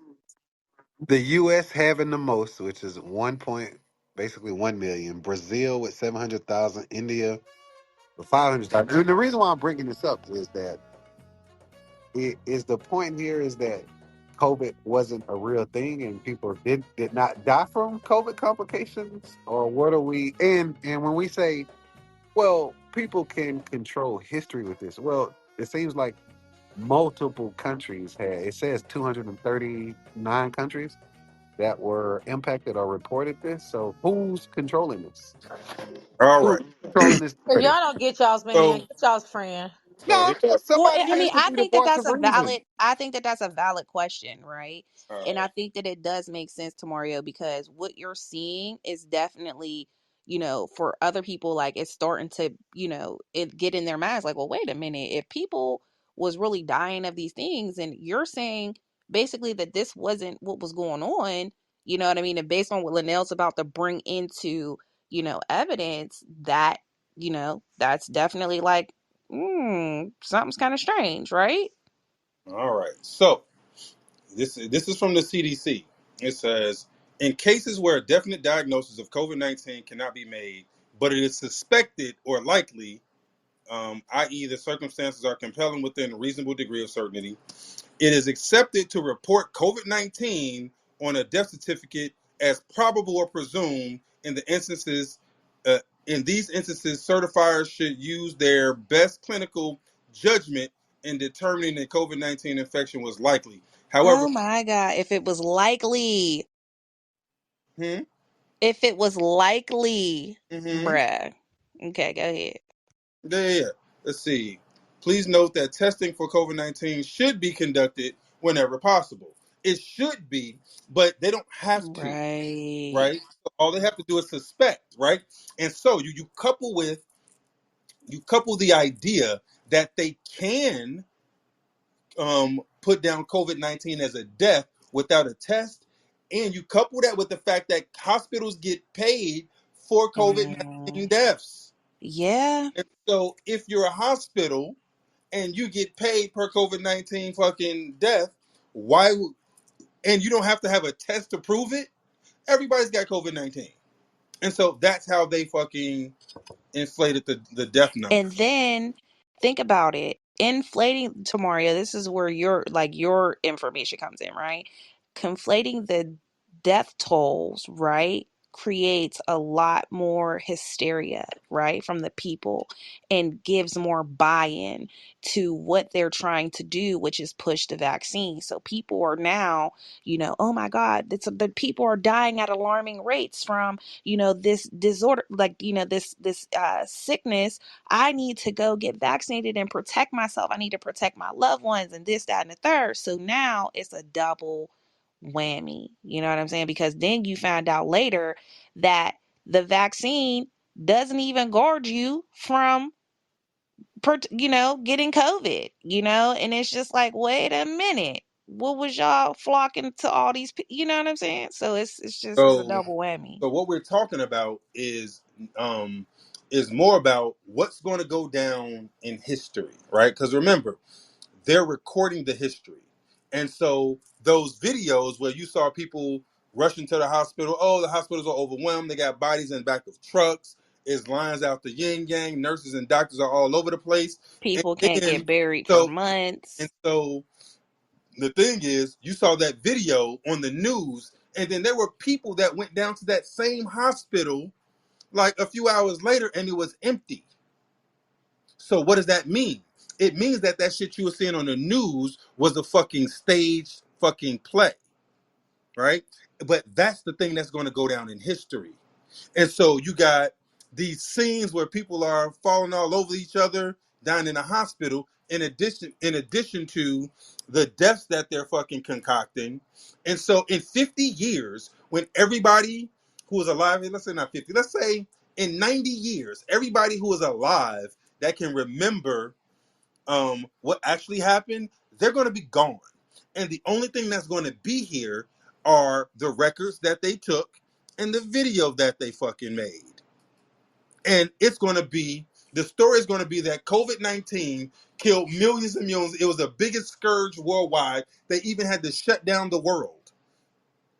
COVID-19 shut down the world, and it's making a resurgence right now, and everybody has to get vaccinated. That's long term. That's the long term fucking plan, and that's the shit that he's talking about in 1984. Right? Is that history is what we say it is. Facts are what we say they are. Right? They're all fungible. Get me? Right? Alteration is common,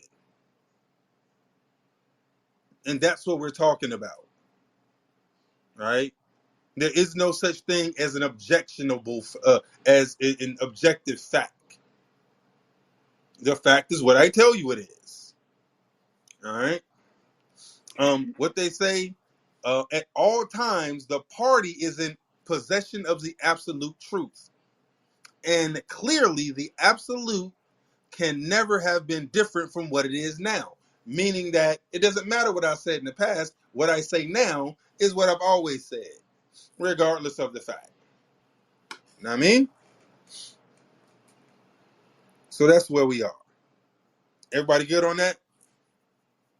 Well, I'm not, and I hear Jamila's comment, but here's my thing. I'm real big on like when y'all say or when a conspiracy theorist say something about politicians. Okay, you know what? Y'all may be onto something, but when we're talking about doctors and scientists, like these people aren't like people like that do things like that. Especially doctors, like they, why would I don't see that. And I understand somebody said, well, there's an incentive for a COVID death, like the hospital gets money.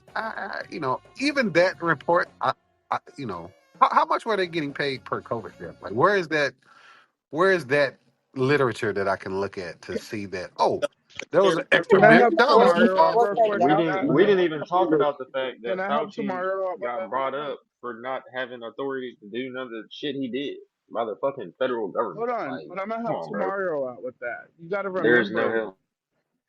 Hold on, no, I was going to sit there and say, I don't know if you remember during COVID, there was no such thing as long haul COVID either, because the doctors were saying, no, you had COVID and you survived, you won't have no lingering effects of it.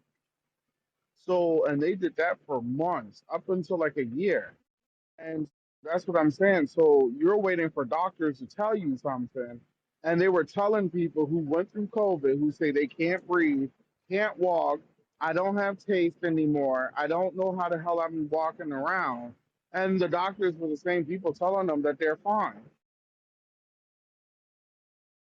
Look, the Tamario, were you doctors not? have bosses, so they do what they're told to do. That's Were the you bottom not in line. the room? Like I could have swore that we had this conversation before, and we Right. were talking because I know we did a couple of cooks where we were talking about the incentives that were given out to everybody. Like the hospitals got one, the funeral homes got one.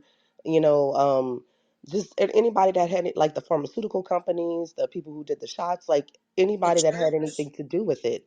Well, I know that people on the internet say things, No, but no, no, that no, no. doesn't. It wasn't like we verified. You know, we fact checked that and verified. We wasn't just spitting that out. Go look up the CARES Act, brother. It's all up in there. The CARES Act. that was passed by Congress. All right.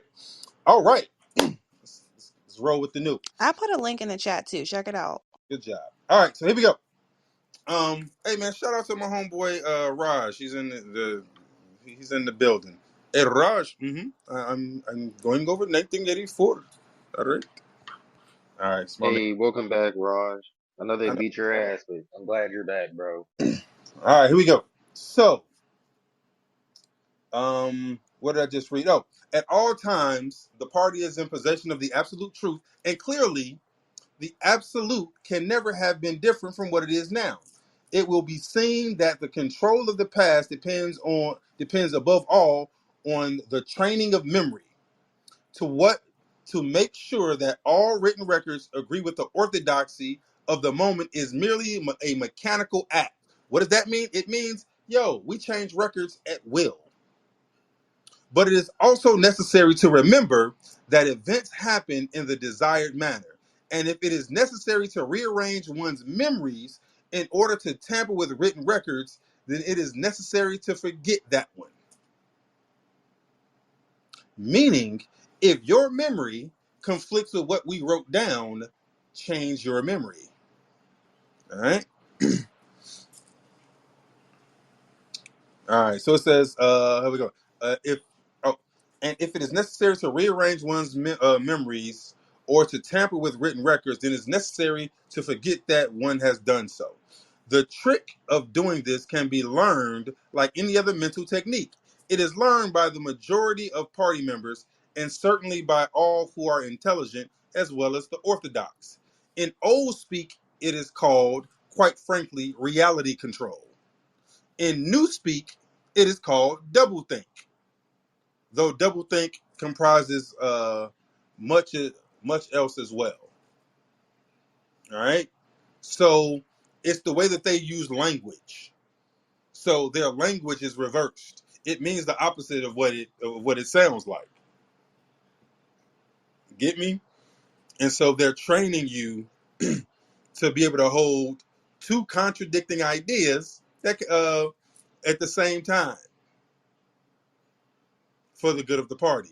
Doublethink means the power of holding two contradictory beliefs in one's mind simultaneously and accepting them both. The party intellectual knows in which direction his memory must be altered. He therefore knows that he is playing tricks with reality. But by the exercise of doublethink, he also satisfies himself that reality is not violated. The process has to be conscious or it would not be carried out with sufficient precision. But it also has to be unconscious or it would bring a feeling of falsity and hence guilt. So yeah, so they're just kind of explaining um, what it takes to exist in this society, right? And so let's look at some places where this gets applied. Hold on, let me see. Because we see this shit in regular, like right now today. A lot of the stuff they're talking about, we see in like the new speak and the double think and all of that shit. So, for example, the Patriot Act, right? Y'all know what the Patriot Act is? Y'all remember that? The piece of legislation where there's like, well, shit, if you're a patriot, then that means you'll give up your freedom because that's what the Patriot Act does. Um, y'all ever heard the term collateral damage? Right? Collateral damage. It means when civilians get killed, right? So these are examples of the techniques that they're talking about in the book, where you use other words that are different from the words that you mean. Enhanced interrogation, right? That's really torture. When they say enhanced interrogation, is torture. Get me? And so they use all kinds of they use word games to get your brain from realizing what's really going on. All right, so it's the what they're talking about is using word games to keep your mind from what's really going on. All right. Let's see. Your sound going out, Robin?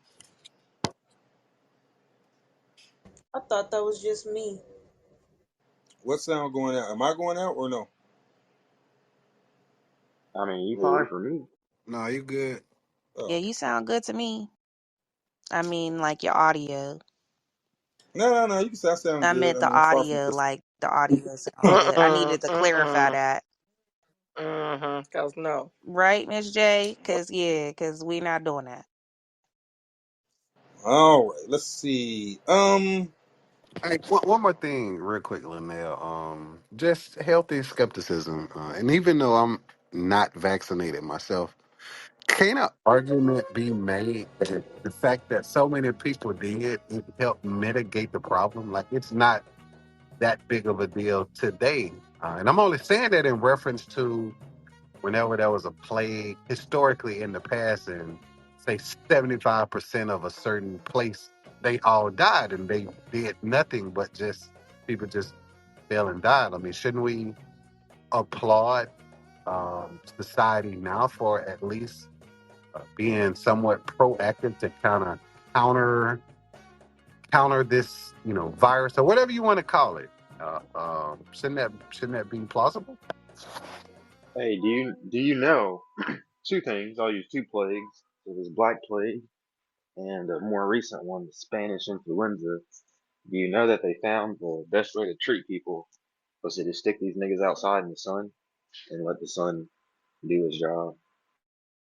I mean, if you say so, I mean, if that were the case, then like civilizations wouldn't have been wiped out with historical play. That's all I'm saying. Like the fact that you know the shepherds are saying, "Well, hey, no, we're going to fight this thing." To me, that's commendable. That's just my opinion. But we weren't Notice there. how That's he the whole just point of history being removed and changed and all that. Like they could tell us what they want to tell us. We weren't there. so So they could tell us millions and millions of people died, but maybe it was 100. notice how he just used the word shepherds. And to not get your ass beat, I'll say this. I think it's commendable that they tried to help, but on healthy skepticism, right? Were they really helping?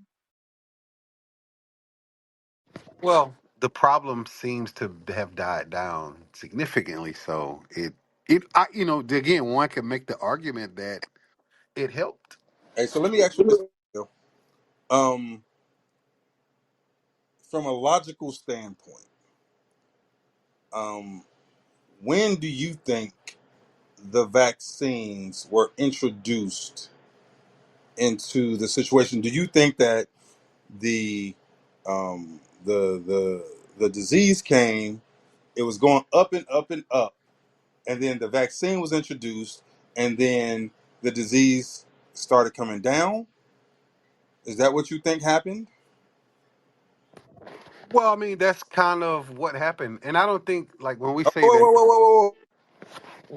All right. So you saying that's what happened? Do you know, or that's what you think? Well, that's literally what happened, though. All right. Have you ever seen the evidence about what you're talking about? Have you ever seen at what point during the virus lifespan that vaccines were introduced? Well, I mean, that happened what 4 years ago now, right? I actually a very simple question. Do you know where in the process do vaccines get introduced? Well, with this particular one, when this thing first happened, of course, I listened to a few scientists on the app, and what they were saying is Answer that, Mario, you don't know. And oh, historically, what they were saying let me is help this, you out. Let me help like, you out. Historically speaking, and you can look at every fucking vaccine. Whenever the vaccine always came as the disease was on its way out, like it was almost gone. Every time. Like I might even have a chart showing. when vaccines were introduced. In every, whether it be fucking flus or poxes, like at all time, every vaccine, it came when the cases were almost like it was going out, going away. Let me ask you this, because it's been a while since we've had this kind of conversation, or at least I've been a part of it. Do you believe that the coronavirus is a real thing, or that it was all a hoax? That's a very oversimplified question. Well, good. It should be easy to answer. No, because the answer is more nuanced than that. So here to keep it simple for you, what I would say is this: there was a mass poisoning of people, not with a virus, but with chemicals, synthetic chemicals, and it was the media was saying that it was a virus, but it had nothing to do with no virus because viruses don't exist. It was just a mass poisoning of people, right? So you had a combination of some people being poisoned, mass hysteria, and some people just being sick and couldn't get to the hospital because they were closed and their conditions got worse. But by and large, the COVID, quote unquote, was people being poisoned. Any questions? Was that clear? Yeah, no, that's fine. Just one other question. And I've asked this question in the past, but any of you that kind of go along with, hey, I think something is, there's something wrong here. If any of you were, say, the mayor of New York, or anywhere that where people live and work and their everyday life is in close proximity of each other, and you're in control, do you not push for a vaccination, or wearing masks? Because I know I've heard a lot of you, oh my God, they're violating my rights just by putting a mask on. Like, how entitled are we to say things like that? But if you were the mayor of, say, New York City, would you have just like let it run its course, business as usual? I'm not going to do anything. Yes. All Thank you right, for all right, playing. cool, no problem. So, all right. So, all right, yo. For those that don't know, we are. Let me see. What's the title say? Oh, is the year 1984?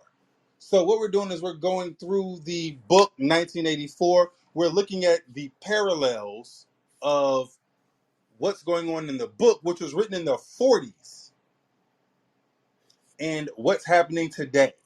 So we're talking about 80 years ago. This is what was written. 80 freaking years. All right. Um, Pretty interesting, I'd say. All right. So let's see where we at. Hold on. Linnell, can I just make a little point there where Well, we are talking about a story set in London, so it's only right if I have somebody British go ahead and give it a go. well, Go ahead. when they used to talk about double speak, what used to always make me laugh is that they'd say, if I have a jab, I'm protecting you and your jab protects me. That makes Where's absolutely Miss no Melody? sense. You don't hear So this smacking? Is Miss Melody here?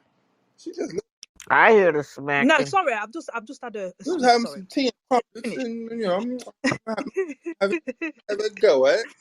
Go ahead. Sorry. So what they were saying is your jab protects me and my jab protects you, which makes absolutely no sense because the injection went into your body. So how's that protecting me? And so it was this whole thing of trying to pressurize everybody to have a jab. And the amount of arguments I got into that said, listen, you've had your jab, you should be protected. Don't worry about me. Don't you trust your vaccine? And then the other thing that they did, which we must never forget, is that they changed the definition of what an actual pandemic was. And there's another word, pandemic, there's another word, but something, epidemic, I think they changed the definition of that and what vaccine actually meant. And then they started to say, in the beginning, it was, oh, no, this will protect you. Remember, I think it was Dr. Fauci that said it will protect you. And then after a bit, it was, oh, it's just going to lessen the symptoms. There was so much double talk, backspeak, backtracking, and all the rest of it, ridiculous.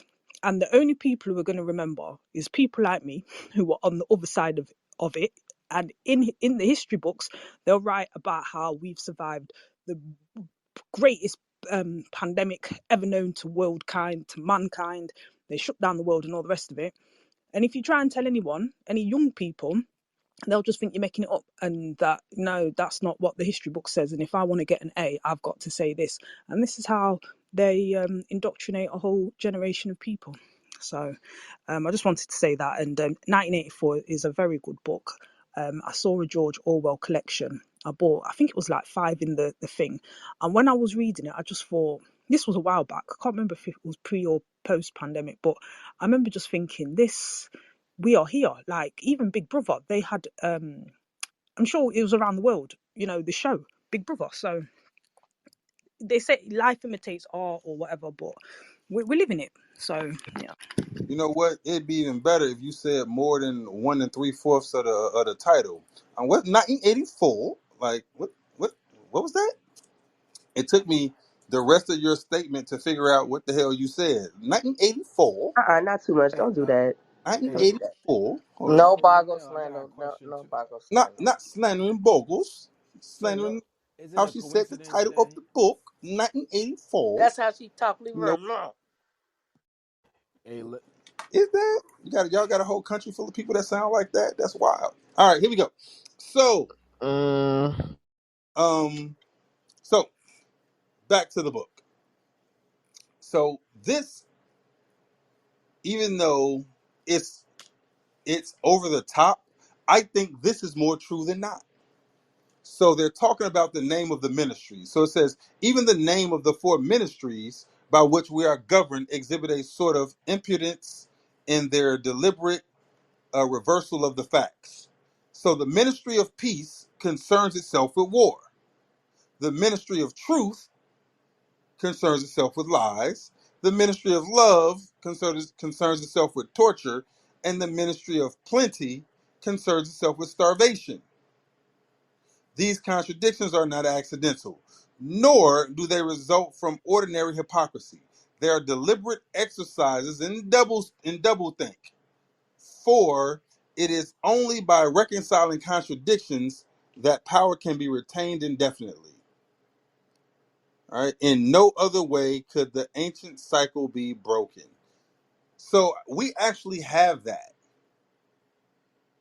right? The doctors ruin health, right? So you go to a doctor, it's supposed to be, health care. No, they ruin your health, right? Um, the courts don't have nothing to do with the law. They pervert the law, right? Every institution actually makes the thing that they're concerned with worse. So it's literally what's going, like, this is literally what's going on. The Department of Education in no way makes sure you're educated.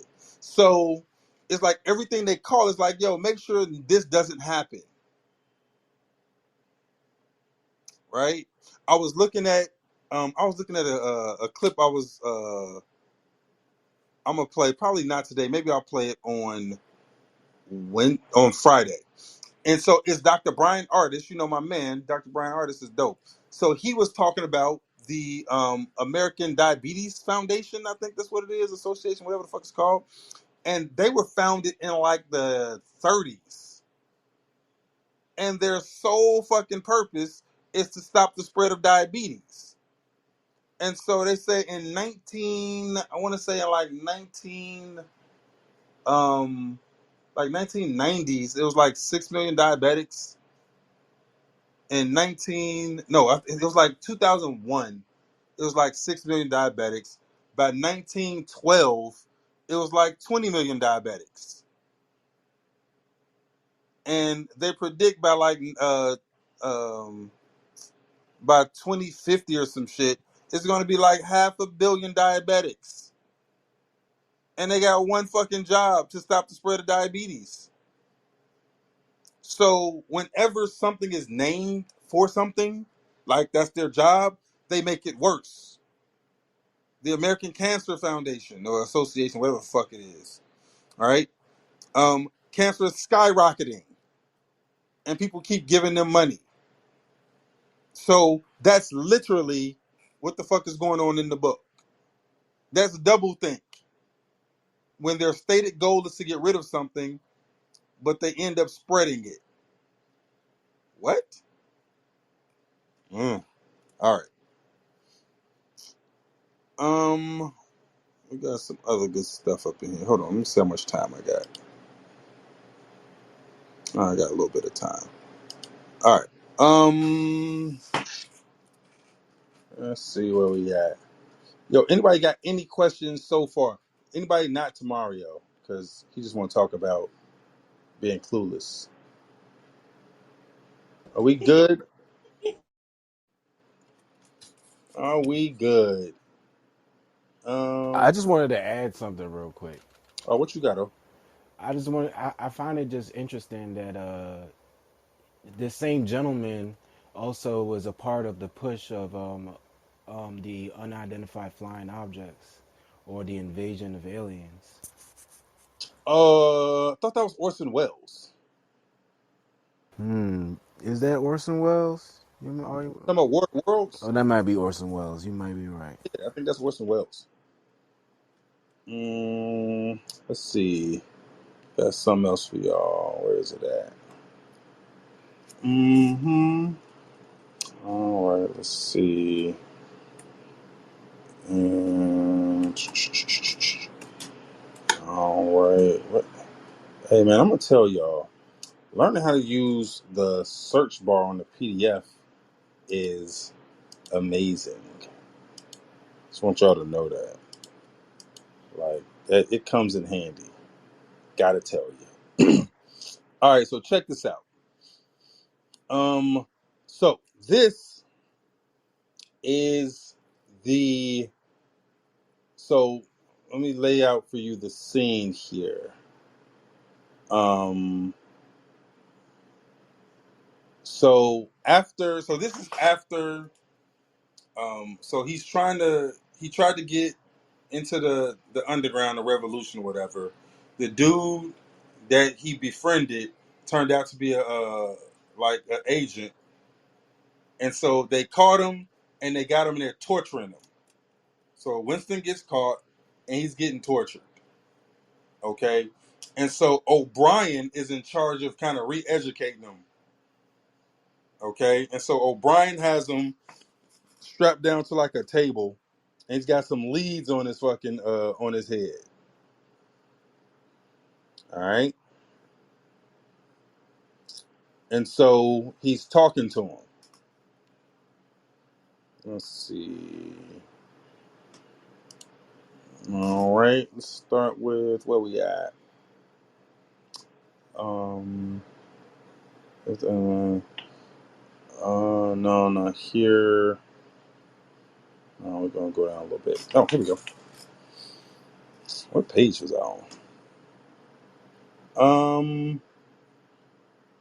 All right, so he's the secret of accumulation of knowledge, a gradual spread of ultimately proletarian rebellion.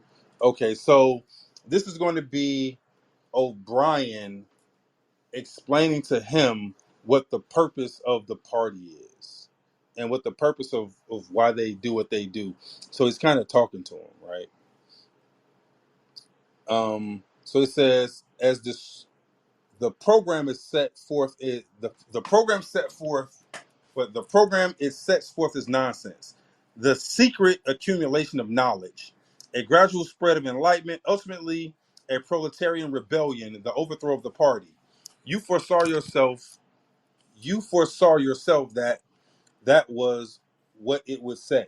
It's all nonsense. The proletarians will never revolt. So if you don't know who the proletarians are, they're the little people. Okay, the proletarians are like the working class. So you got like two classes: the proletarian and the bourgeoisie. That's where the term bougie comes from. Then it's actually bourgeoisie. It's French. Anybody here speak French? Where's Val at? If Val was, Keita, you speak French, don't you? Je parlais un petit There you go. français. Say bourgeoisie with the Bourgeoisie. French accent. Yeah, bourgeoisie. There you go. So it's the proletariat. That's the little people. That's the peasants, and the bourgeoisie is the upper class. All right. So he says the proletarians will never revolt. He's talking about the little people. Not in 1,000 or a million years. They cannot. I do not have to tell you the reason. You know it already. If you have ever cherished any dreams of violent insurrection, you must abandon them. There is no way in which the party can be overthrown. The rule of the party is forever. Make that the starting point of your thoughts. He came closer to the bed. So remember, dude's laid out on the bed, and dude, he's interrogating him. He's talking shit to him. Forever, he repeated. And now let us get back to the question of how and why. You understand well enough how the party maintains itself in power. Now tell me why we cling to power. What is our motive? Why should we want power? Go on, speak. He added as Winston remained silent. Nevertheless, Winston did not speak for another moment or two. A feeling of weariness had overwhelmed him. The faint, mad gleam of enthusiasm had come back into O'Brien's face. He knew in advance what O'Brien would say, that the party did not seek power for its own ends, but only for the good of the majority, that it sought power because men in masses were frail, cowardly creatures who could not endure liberty or face the truth and must be ruled over and systematically deceived by others who were stronger than themselves. That the choice for mankind lay between freedom and happiness, and that the great bulk of mankind, happiness was better, or for the great bulk, happiness was better. That the party was eternal, was the eternal guardian of the weak, a dedicated sect doing evil that good might come, sacrificing its own happiness to that of others. The terrible thing, thought Winston, the terrible thing was that when O'Brien said this, he would believe it. You could see it in his face. O'Brien knew everything. 1,000 times better than Winston, he knew what the world was really like, in what degradation the mass human beings lived, and what lies and barbarities the party kept, barbarities kept them there. He had understood it all, weighed it all, and it made no difference. All was justified by the ultimate purpose. What can you do, thought Winston, against this lunatic who is more intelligent than yourself, who gives your arguments a fair hearing and then simply persists in his lunacy? You are ruling over us for our own good, he said feebly. You believe that human beings are not fit to govern themselves, and therefore he started to and almost cried out. So this is what so all of this shit that I just read is what Winston thought that O'Brien was going to say when he asked, yo, why do you think we're doing this shit? Why do you think the party is doing this? And so Winston was like, hey, yo, this dude is smarter than me. He's thought through everything. The party's thought through everything. These guys are doing it for our own good. They're doing it to protect us from ourselves. They know that we're weak, that humans are weak, that we don't know what to do with freedom, right? So this is what he thought dude was going to say when he asked him, yo, why do you think we're doing this? And so he said, you're ruling over us for our own good. That's what dude that's getting tortured said to the motherfucker that's torturing him. Okay? A pang of pain has shot through his body. O'Brien pushed the lever and the dial up to 35. So he's torturing him. When he said you're doing it for our own good, this nigga O'Brien just turned up the fucking juice. Like, nigga. And O'Brien said, that was stupid. That was stupid, Winston. Stupid. You should know better than to say a thing like that. He pulled the lever back and continued. Now I will tell you the answer to my question. It is this. The party seeks power entirely for its own sake. We are not interested in the good of others. We are interested solely in power, not wealth or luxury or long life or happiness. Only power. Pure power. What pure power means, you will understand presently. We are different from all the other oligarchs in the past, in that we all know what we're doing. All the others, even those who resembled ourselves, were cowards and hypocrites. The German Nazis and the Russian communists came very close to us in their methods, but they never had the courage to recognize their own motives. They pretended, perhaps they even believed, that they had seized power unwillingly and for a limited time, and that just around the corner there lay paradise where human beings would be free and equal. We are not like that. We know that no one ever seizes power with the intention of relinquishing it. That's some very important shit. Power does not contract willingly. So this is me saying that. That's not me reading the book. Power never contracts willingly. That's some important shit that the book has laid out. Never does. Never, ever, ever. Power is not a means. So I'm back reading now. Power is not a means. It is an end. One does not establish a dictatorship in order to safeguard a revolution. One makes the revolution in order to establish a dictatorship. The object of persecution is persecution.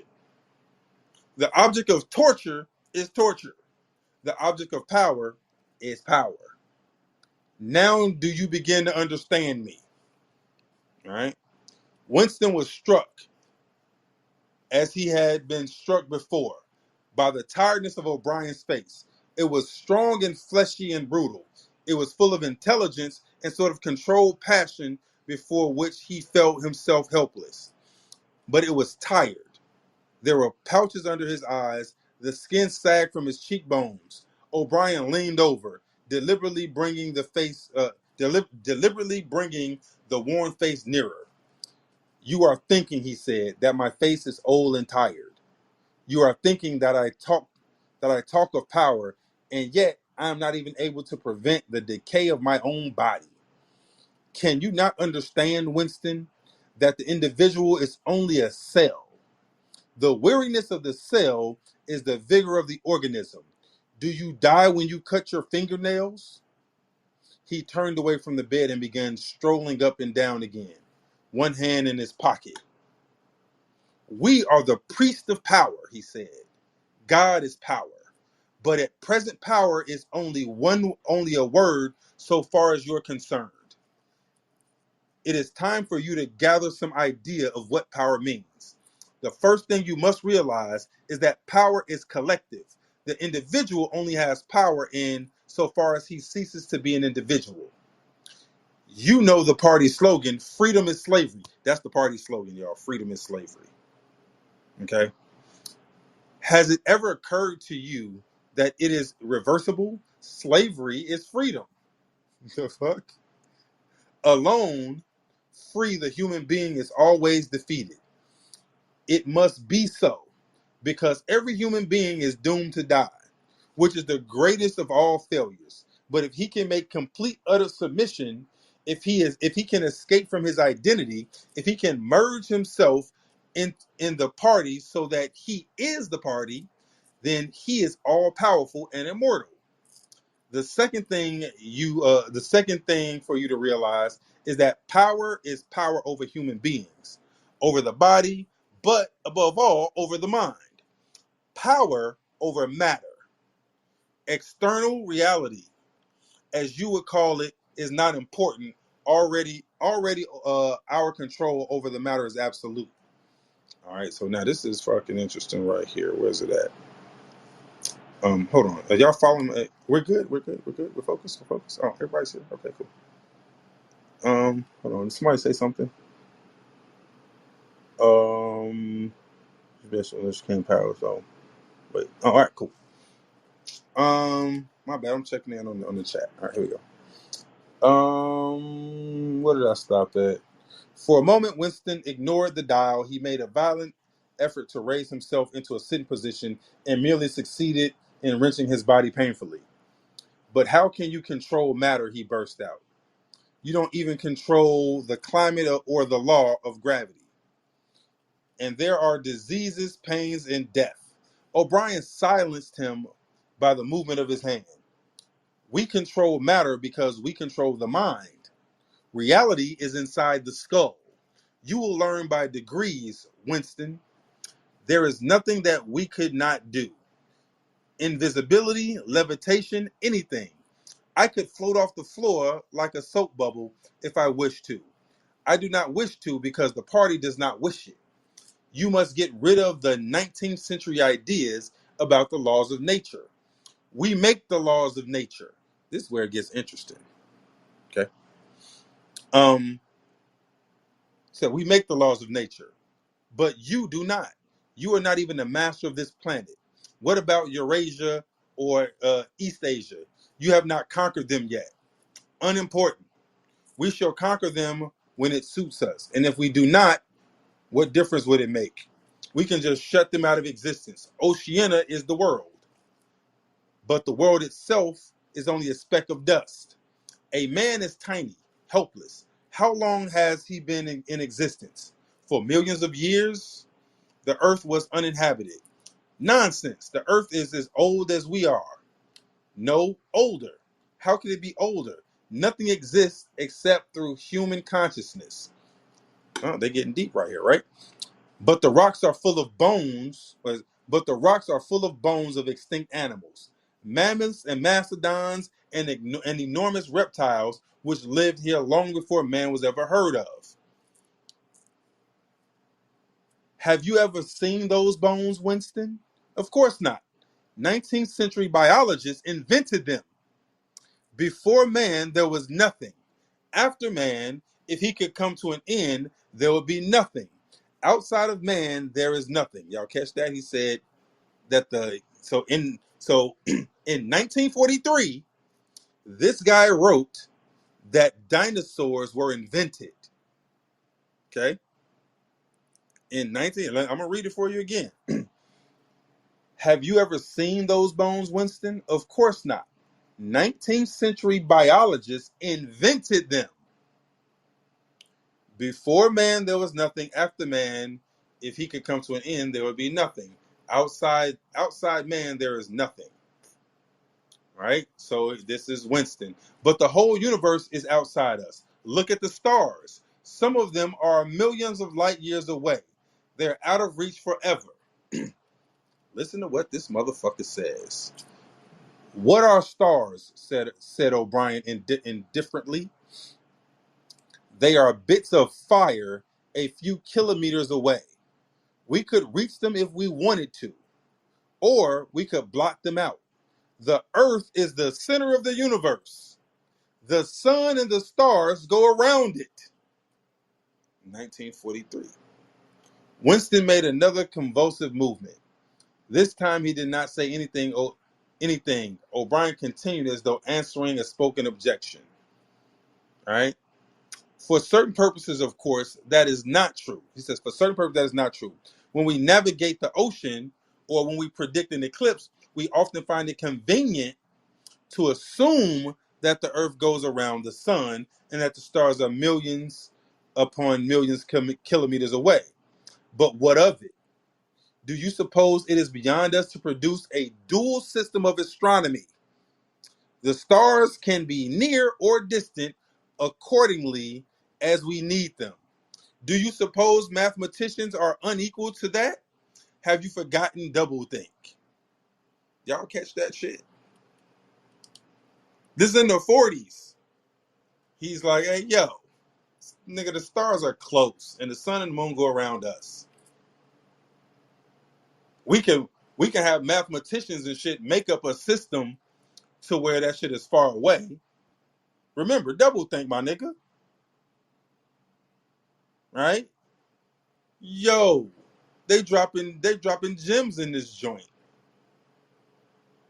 Whole gems in the 1930s. I think it came out 40. Yeah, it's 43. 1940s. My man is dropping gems. Right? Flat Earth gems, New World Order gems, surveillance gems, mind control gems. Like all of this is the shit that we going through right now. This book could have been written yesterday.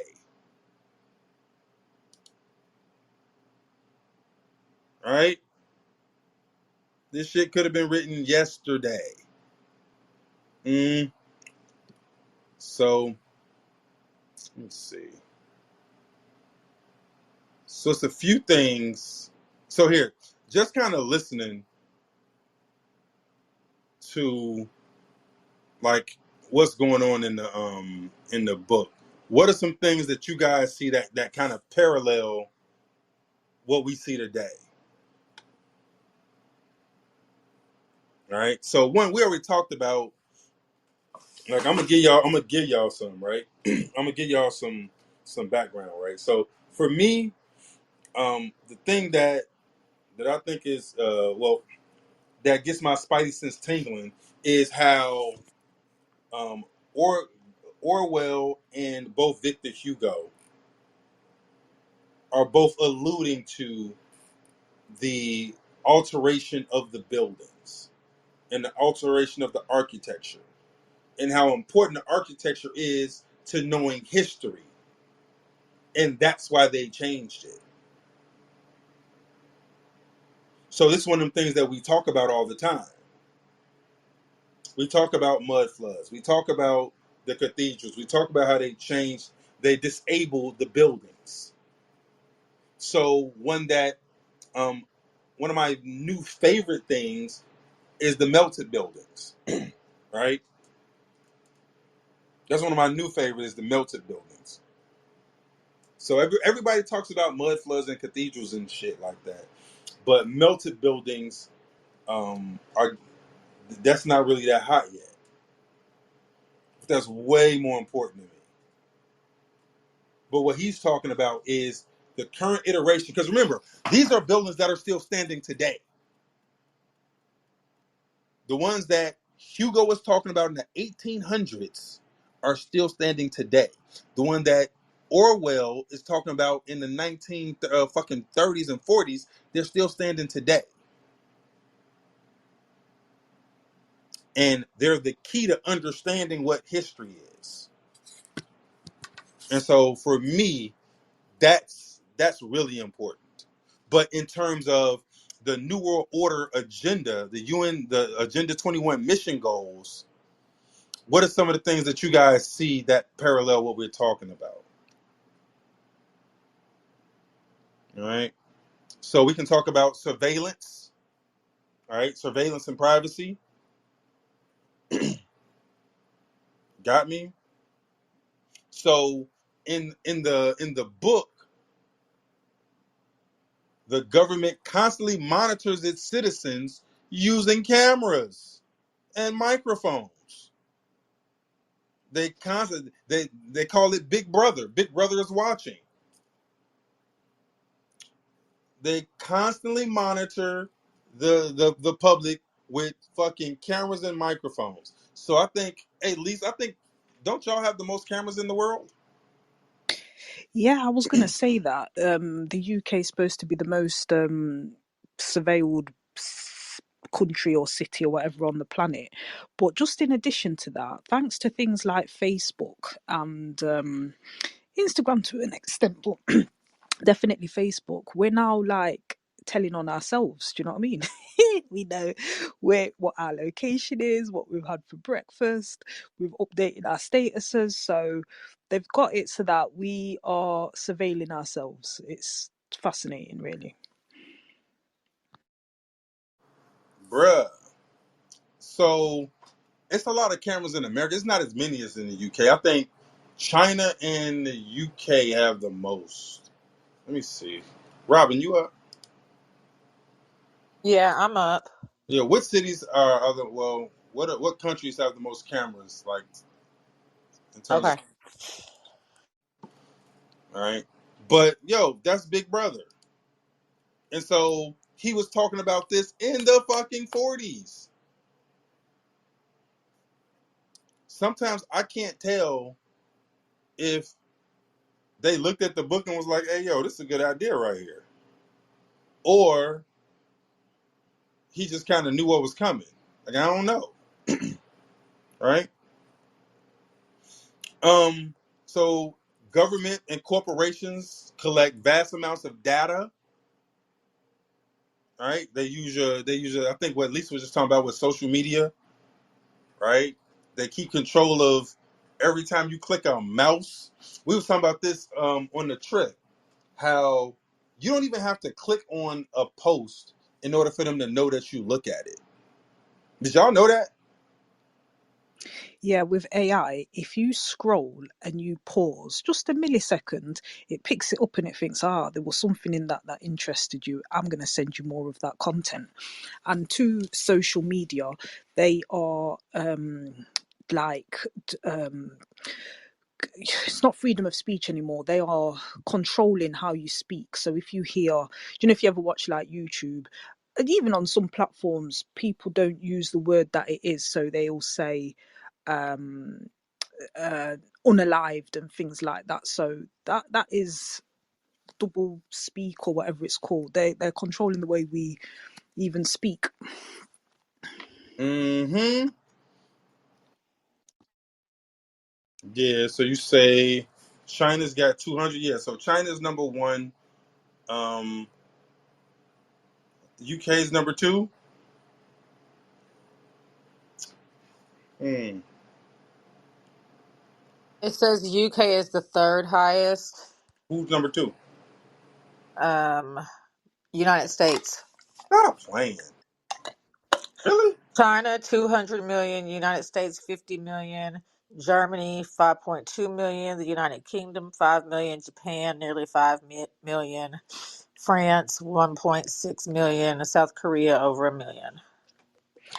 Maybe the city of London, that specific square Yeah. mile, has That's maybe got more cameras per person or whatever. But there's something about London or the UK where there's a lot of cameras. because I'm like in the like we don't have a city that looks like London like that, or fucking Beijing. We don't have cities like that. That's just all surveillance everywhere. It's not. We don't have that. What you mean you don't have that? What city looks like fucking China or UK? What we I got? mean, I'm not saying it's exactly the same, but I'm talking about like the number of people. there's enough coverage in every major city, no matter where you at. No, not here. Well, maybe. I don't know about the shot. That looks like But you oh, go to New York City, you go any like major city, all the buildings got cameras all around them. okay, all right. So Ring Leon says LA. cameras, come on. People's Mm-hmm. phone cam, come on. So I mean, I don't think that's not connected to the government though. I guess I'm more thinking about kind of Big Brother shit. Wait, how is I it don't know. not? Well, you've got Alexa and the other one that is listening into you all the time. I don't have them things. Anything smart is, not well trying to outsmart you. So And no, so it's that. Okay, it smart says New means York City has 18,000, Los Angeles 40,000, Moscow, Russia 0.25 million, some WUXI China 0.3 million, another place in right, China 0.4 million, right, Delhi. Oh, let me go to number one. Oh, London has 0.6 million. exactly. That's what I'm talking about, Mel. Like, there's those places are way more fucking surveilled than like New York. Wait, what was that account of? CCTVs in the city. Oh, well I CCTV. mean I get that. I get your point, but they could tap into every single one, so it don't matter if it's CC or not. Yeah, I'm talking about. I'm mainly talking about CCTV. Like that's the shit that's directly there. Like the other shit, they got to go through some other shit. That's like CIA shit. I'm talking about standard operating. They're monitoring your shit. Like United States ain't got it like that. Does that include traffic cams? Yes, yeah, that's part of the governmental system. hmm Traffic cams are part of it. But yeah, like we ain't got it as bad as some of them other places, man. All right, where we at? So what we talking about? Oh yeah, collecting data. Oh yeah, so we was talking about how they can tell what you're looking at just if you stop scrolling. Like, you don't even have to click shit, nothing.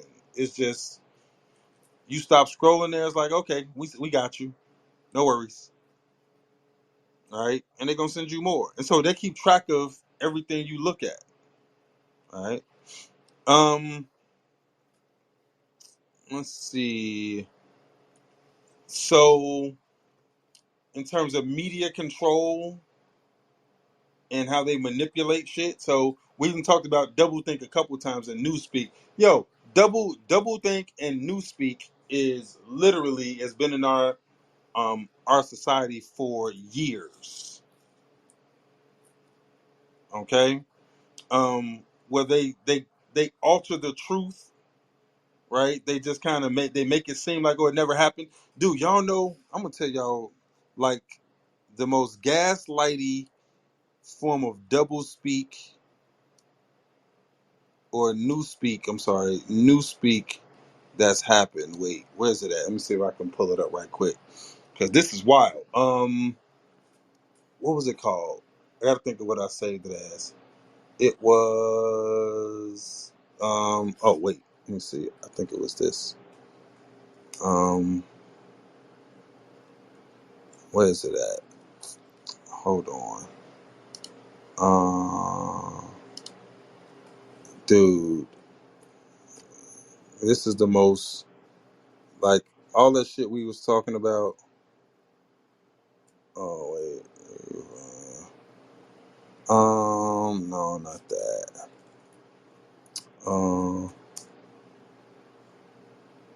Where is it? Wait. No, what did I save it as? Damn it. Dude, I hate when I'll save something, like, so I won't lose it, or so I can get to it real quickly, and then I'll forget what I saved it as. What did they? Oh, hold on. Wait. Yep, here we go. Talking about the phrases, the most used gaslighting phrases. Oh, no. No, it's this one. It's got to be this one. So this is straight out of 1984 right here. Now then, COVID is back in the news. Are you hearing people are quite nervous about getting the vaccine? One of the professors who worked in the Oxford AstraZeneca vaccine is a paediatrician who is one of the most intelligent, sensible and honest people I know. And I spoke to him. I was lucky enough to speak to him because I worked in a documentary that looked at the Oxford vaccine. And you know what? There is no conspiracy. There is no fake news. The AstraZeneca COVID vaccine is being withdrawn worldwide after the pharmaceutical giant admitted it causes a rare and dangerous side effect. Government had no capacity to enforce any of this. You must wear a mask. And people wore masks in New York. But if they said, I'm not wearing a mask, there was nothing I could do about it. Masks have been mandatory since April, and a fine for not wearing one took effect this week. It was really all voluntary. Wear a mask. It is the law, and the law is the law. People who have got conspiracy, maybe anti-vax views, who believe now that they were deliberately misled over these vaccines. They've been developed quickly because we've sped up the process to make it more efficient. We've still had all the safety checks in place. That has not been compromised. AstraZeneca admits its COVID vaccine can cause rare blood clots. Based on all the information we had, there was not enough to say that it was down to the vaccine. Dr. Marco Cavalieri, head of anti-infectives and vaccines for the EMA, told the Italian newspaper Il Messaggero, quote, "It is becoming more and more difficult to affirm that there isn't a cause and effect relationship between AstraZeneca vaccines and the very rare cases of blood clots associated with a low level of platelets." You know, you talk about, like, cancel culture and who to shame. Ivermectin, a dewormer, really? They are shaming themselves. No one has to shame them. They're shaming themselves. No, they need to be shamed. Yeah. They need to be called out and shamed, brother.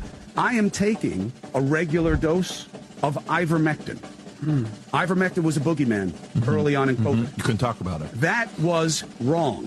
We were given bad information about ivermectin. You're going to question the vaccine, but you want to take a horse dewormer.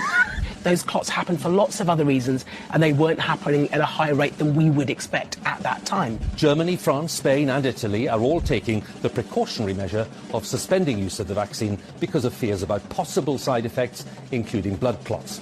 The AstraZeneca vaccine has already been suspended in the Netherlands, Ireland, Iceland, Bulgaria, Denmark, and Norway. And it was extraordinary when you think about it, that society acted with that uniformity voluntarily.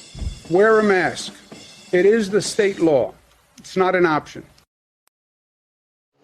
Yo, these motherfuckers are running around saying that nobody was forced to do anything, that people voluntarily wore masks and voluntarily got fucking vaccinated. They said they didn't make anybody do anything. This is what they're saying, right? They're rewriting history right in front of your face, rewriting it, right? They're rewriting history. Like, oh no, it was never like that. You guys chose to get it. You know what I'm saying? Hey, yo, it's the biggest gaslight ever. Thing is, I'm not mad because I didn't get it. But if I was somebody that got it, that got forced to get it, with threatened with my fucking job, yo, I'd be inconsolable, especially if I had a fucking complication. Inconsolable. But their story now, and it's not just random news people. I saw fucking Justin Trudeau saying this shit. Yeah, nobody was forced to get it. No, not at all. No, it was all voluntary. You know what I'm saying? Oh no, it was all voluntary. It's nobody forced anybody to do anything, right? So, yo, that's fresh out of 1984. That's the biggest gaslight ever, right? That's 1984 shit right there. That's how you rewrite history, right? So, even with the terms fake news, right? So the rise of misinformation. Where's that shit at? I had one earlier. So getting a hold of misinformation, right, and fake news. That's their new shit, right? Fake news. So they took Trump's saying, and now they just kind of use it, right? Fake news, right? That's 1984. No, you can't believe fake news. That's fake news, all right? The way that they manipulate media outlets, like all of this shit is fresh out of 1984, right? They pump you, echo chambers. They don't want anything that doesn't go with the narrative. They kill it, and that's why they're coming after Elon Musk and Twitter. So any avenue for free speech, even if Elon don't agree with a lot of that shit, but he lets you say it. And I've been hell on Elon Musk, for the simple fact that Twitter is open. I'm not mad at it. Like, me and him, we got our differences. It's mainly me that have my differences with him, but this I respect, and I've said it before. I respect the fuck out of this, right? His war against censorship, I respect the fuck out of that shit. SpaceX aside, his stance on censorship is respectable. Let's see, what are some other things we looked at? Oh, so this is what we just got done talking about: using language as a use of as a tool of control, right? Um, Governing how people speak, right? You got pronouns, right? Do you support the troops? Y'all remember the term "support the troops"? Anybody remember that shit? Supporting the troops. So that was one of them things back in like '01 when they went to war, and they would say, "Yo, do you support the troops?" Right? So because you can't say you don't support the troops, and so if you said you support the troops, that means you want to go to war. If you say you don't support the troops, then that means, you know, you're anti-American. It was brilliant. You say you don't support the troops? Like, what the fuck? No, this has troops got nothing to do with fucking war, bro. And so you got to be real nuanced. So that was one of them tricks. Says 1984 depicts a society where totalitarian control is absolute and dissent is impossible. All right. While contemporary governments may not operate in such extreme ways, rising authoritarianism in certain parts of the world reflect Orwellian warnings. Thing is, what people so when we talk about this, most people first thing they think of is, oh, China and North Korea, right? But that shit happens here too, right in front of your face. It happens here too. Know what I'm saying? They're like, well, governments don't crack down on dissent. Bullshit. How many fucking journalists have been killed in America? How many people have been killed for putting out certain information? Whistleblowers, people harassed. Like, that's 1984 shit. That whole, like, anytime the media is harassed for telling the truth, that's 1984 shit. The shit that Trump was just going through with, he got 5 cases, right? That's 1984 shit. Mm? So we do. Where was we at? I think we did a. I forget when I did the cook about globalism versus national sovereignty and nationalism. Right. I think that was here. Right. And so that's a huge tenet. Right. So what when I was reading and O'Brien was telling Winston about being part of the party, it's like, yo, a human will die and so you're weak. The party will never die, and so we're strong.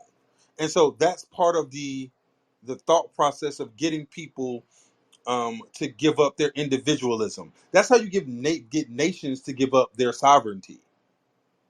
Oh, you want to be part of the collective, right? They do it with banks nowadays, like in a similar fashion, but it's with banks. Like What you? how they force us. It's like a two-way thing. Like you, so there's a legitimate study on it called "How to Break the Spirit of a Person," and it's like 7 steps. So, like for instance, during COVID, one of the really really big important steps, one of the later stages of the shit, is to create separation between people. Because we're social creatures, and so when you ultimately take that away, everybody gets fucking depressed. And so on the flip side of it, with the money, the same people, like I guess you could say, that are talking about to Winston, that are saying, hey, this is how shit is done, right? Would come in or have came in, right? This is the kind of thing going on with BRICS right now. So you essentially have all these countries that are going through a worldwide experiment to break a nigga, and then you have banks that are coming in to break the country. So it's like a twofold thing. You know what I'm saying? At least how I'm looking at it, because like we're watching the bank shit happen right now, and we're watching the people thing happen right now. Yo, it's a bunch of shit that we're watching happen, bro. I agree. Factuals. Yeah. Hey, Raj, you said I forgot about the buildings and the bells and the churches and the domes and suppression of science. No, we talked about that already. I played some audio. We was talking about that, right? And then women being beautiful and dumb inside from the inside. That's a you thing, bro. Like, I actually see really really smart women. I got a whole fucking stage full of smart women, bro. I got a room full of smart women, bro. If you see them in here, they smart. This place is not for the dumb. You know what I'm saying? You said that was written in the book. Yeah, I know. Um, So, but so we're talking about the goals, right? Do they want people? So it's not just women that they want dumb, bro. They want people dumb, right? They don't want dumb women and smart guys. They want everybody dumb. And that's today in real life. They try to dumb down the masses. All right, it's a thing. They want everybody dumb. Let's see. Especially when they have those shows where it's like the husband is dumb. You know what I mean? Mm-hmm. Like I Dumb hate ass that. statement, then it'd be a hot wife and shit. Yeah, like My Wife and Kids, or like The one with Lisa Remedy and Raymond, Doug. and huh? The one with Lisa Remedy and her Doug. He was the mailman or whatever. Oh, What the hell is that show? I know what you're talking King of about. Can't think of the name, but yeah, just Queens. King of Queens. huh? Gotta be King. Yeah, it's King of Queens. That's what I thought. Yeah, that one. Yeah, that's what I was trying to think I of. said it King of 5 times. Queens. Yeah. How many times I gotta say it? Is this thing going? Can I be heard? It's a dope I little said show. King of Queens 7. To their defense, you were blanked out for a Yeah, little bit. we No. couldn't hear what you were saying. All right. Let's see. We were talking about the erosion of individualism. So that goes to globalism. So they're not only trying to get rid of individualism, they're trying to get rid of nationalism, right? That's the whole Agenda 21 mission goals thing. That's the one world government thing. That's the new world order thing. Is getting rid of individualism. They don't want individuals. They don't want people identifying with a state, with a country, with a party, with a city. No, nothing. They want you to be global citizens. You ever heard that term, global citizens? Hey, bro, there was a report on architecture, right? And this is kind of interesting because it goes into what you said. It was a report on architecture. And so, how you're saying they're trying to strip us of individualism or nationality or, nationalism or, culture. I'll just sum it all up and say, like, this culture for the architecture thing. So, they found in architecture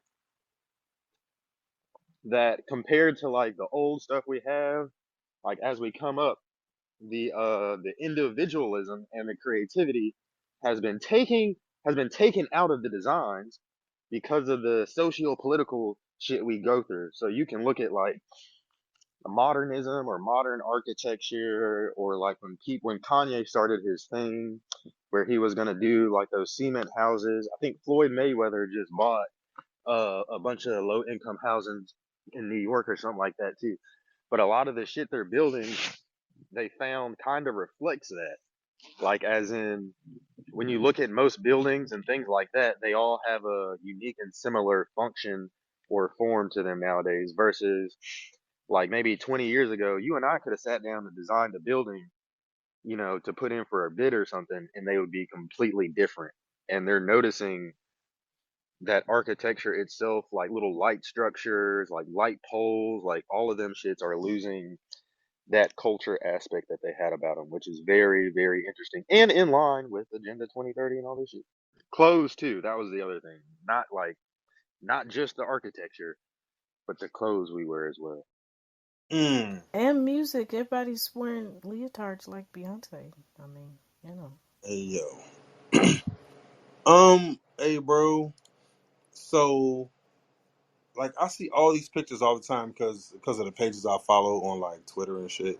I see all these pictures, and when you see they'll show like the same place 100 years apart. Like, oh, this was a corner in San Francisco in 1880, and then this is it in 1980, and then you just see the difference, like the dumbing down of society, right? And so it kind of falls in line with what we're talking about here with how they changed the architecture, because the architecture is like a footprint or a fingerprint of the past. It lets you know, hey, this is what people were doing, right?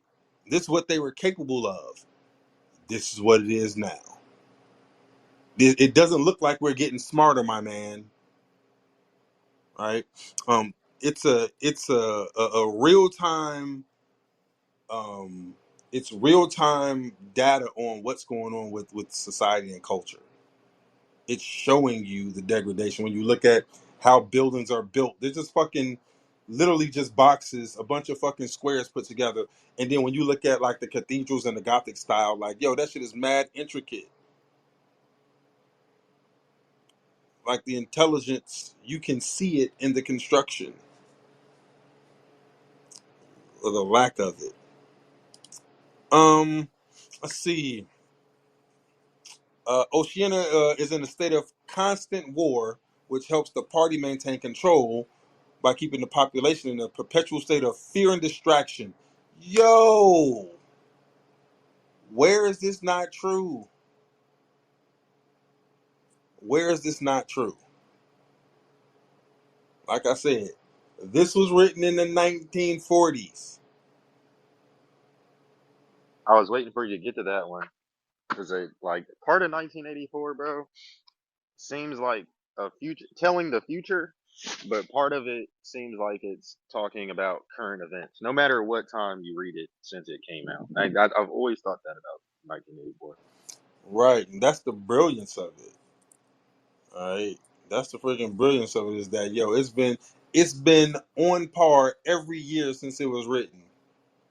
And so that's why I guess in the beginning when we first started talking about this, um, Tim was like, "Yo, this is predictive programming. Like they've been preparing us for this, like for the world we're in today. They've been preparing us for it by having all teenagers kind of read through it and see it. And so when you read, it's like, oh shit, this is just like 1984. Nigga, no, they use like they prepped us, or more importantly, and this is what we talked about before, they used our collective fucking energy to manifest it. And the more and more I see this, that's kind of what I'm gonna go with. I think they use our energies to manifest what they want. That's a part of using energy. They do. That's why they keep trying to get us to. They keep trying to appeal to a certain group of people to vote a And certain way because they need that energy. they utilize our energies, right? So they keep showing us what they want. You know what? They're the kid and we're the parent, right? Facts. Asking for Santa Claus. And they're like, here, look, this is what we want. This is what I want. This is what I want. And whether we like it or not, it's in our subconscious and we help manifest that shit. And that's why they do it, right? It's not that they got to tell us, it's that they need to tell us so that we can bring it into fruition. Well, that's next level shit, man. I don't want to get that deep. All right. I just want to tell y'all about 1984. All right. Shout out to the homeboy Raj for putting it on my brain to kind of talk about it today, right? It's right on time. What you say, Rodney? The author was born in India. Rodney, Raj, did you know that George Orwell was born in India, bro? The hell? Robin, can you confirm that George Orwell was born in? Oh, that's not his name. Oh, who you talking about? Are you talking about It somebody could be different? a pen name. George Orwell could be a pen name. Hold on, let me go back. Eric Arthur Blair. Who the fuck is that? Is that his real name? Eric Arthur Blair? Who the hell is that? He probably George Orwell. That's George Orwell. Let me see. He was, in fact, born in India. Hold on, let me pull it back up. It says that George Orwell was the pen name of Eric Arthur Blair, British author and poet and journalist, born June 25th, 1903, in Matahari, India. Hmm. Cause of death, tuberculosis. Yeah, that's what it says. What the hell? The hell y'all got going on, Raj? Um. Oh, Raj, you know what I was gonna ask you, bro? Remember, what you say in the book, Becoming Supernatural? The author mentions something called Project Coherence, and the aim is to make. The aim is to just make feel emotions like love and gratitude. When a large population does that, the energy shifting takes place towards the well-being of the world. Yeah, I can see that. Hey, Raj, you remember when you were showing me pictures of the poles that were outside the buildings that they were talking about in the book? You remember that? It made me think of when we see kind of those. Oh, here comes Raj right here. Comes Raj right here. You there? Yeah. Yo, what was that passage and what was the picture? Can you link me the picture? I meant to ask you for. No, no, it was just a paragraph. Are you talking about the dome? No, it was the pole outside the building. Okay. Just let me look for the page number. I don't think there was a picture. Okay, picture. Okay, okay. You're No, talking about you the temples in pic- India. yeah, in India. Yeah, Okay, okay. Yeah, yeah. Just give me a second. Yeah. I'll give you a second to go ahead to find it. Yeah, Mm. yeah. Hey, Rodney, dude, what you talking about? That's my Indian accent. What? It's my Indian accent. Don't do that. It's Oh, lit. like your Jamaican accent Yo, hey, or I'm your gonna keep British talking to Rod. accent. My Indian accent is gonna be lit. What are you talking about? Wait, African? No, I didn't say African. I said Indian. What are you talking about, Orion? What are you talking about? So I forget what I was talking about. Oh, anyway, let me go back to my what you call it. I'm all the way off. What you talking about? Me and Kamala are cousins now. Get y'all out. See, that's why I need some new friends. Let me see. I think that I think that's all I wanted to read for y'all, except for this part in the book that Raj is finna grab for me because I thought that was interesting. Yo, anytime like I like the books or where the author is given a bit of history. Oh, there it goes. Okay, let me see. Now, what was the page or the what was the passage that they was talking about? Page. You want me to tell you the page number? Yeah, yeah. Give me the page number. Okay, 1 second. Let's see. What is the? Gotta find my PDF. So let's see. Um, I could have Raj read it for me. But you know what? I might have trouble understanding my man. What? I thought I speak very clearly, but it's on the page 123 One. in my book. But if you have any trouble finding it, just look for the word oval and you will The get the oval. paragraph. Yeah. Yeah, just look for the word oval. O Okay. V A L. Yeah. I got it. Hold on. Let me Yeah. see. Hmm. So I got it twice. Okay, let me see. Winston came across to examine the picture. That one, it was a steel engraving Exactly. of an oval building. Yeah, Yeah, what? exactly. Yeah. So that's the paragraph. Let me see. Winston came Yes. across to examine the picture. It was a steel engraving of an oval building with rectangular windows and a small tower in front of it. There was a railing running around the building, and at the rear end of the building was that appeared to be a statue. Winston gazed at it for some moments. It seemed vaguely familiar, though he did not remember the statue.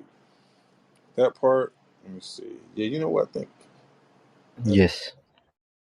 that was so. You're saying that that's the picture. That's the picture you just put. What's it called? The Midway? How you pronounce that, bro? Uh, it, in Telugu, it's called Dvajastambham. So there, almost all the temples have it. Mm. Okay. So that's like y'all version of an obelisk? No, no. He's like in this paragraph, he's talking about. a small tower in front, right? Like, what is the purpose of that tower? Yeah. Yeah, no, I get what you're saying. Mm-hmm. Yeah, so that's old world shit, right? Yes. Yeah, Very that's old. yeah. Mm. So yeah, so he's alluding to that in this book. That's wild. And this is in India, and so it makes sense it's in India because that's where he's fucking from. Hmm. And But it So, makes sense. It's just called Oceanica. you saying what? That is because India is not too far from Oceanica. Oh, okay. Is Oceanica Australia or some shit? Is that what Australia used to be called? Technically, Huh. Okay. All right. so if you go to the next page, huh?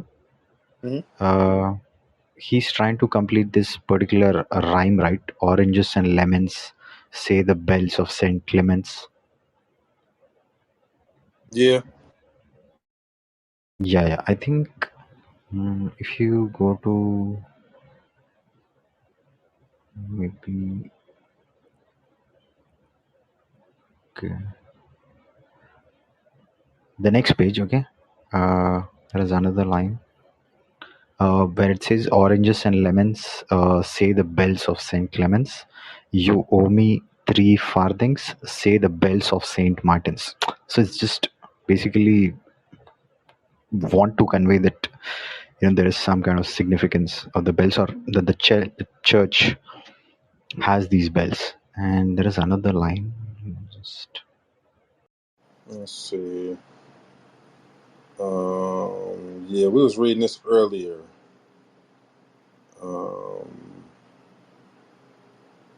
Let's see. St. Clements.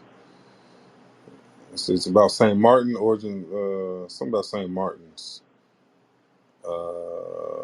A farthing. No, something about a farthing. That's what you're talking about. St. Martin's in the Fields. It used to be called. Supplemented the Old Man. That one. no, wait a second. Oranges and lemons. Say the bells of St. Clemens. You owe me a farthing. Say the bells of St. Martin. That one. Yes. Mm-hmm. Talked about what a farthing is. It's a coin. So yeah, so this is what we was talking about before. So I actually played a clip from the Iwanon video where he was talking about the bells, right? From Notre Dame, right? From Mm-hmm. Perry de Notre what's it? Perry de Notre Dame de Paris, where he was talking Mm-hmm. about, so Victor Hugo was talking about how the bells and how they were removing the bells and shit. So that's a common thing. Like I said, in a bunch of shit like this, it's about the bells and how the bells are being demonized and removed and shit. And so they give you a narrative. They give you a story that, oh, well, we needed the iron or some shit, so we just took all the bells. Get the fuck out of here. But So, okay, I just wanna read out a few lines, okay? yeah, go ahead. Yeah, this is on the page 124, okay? Okay.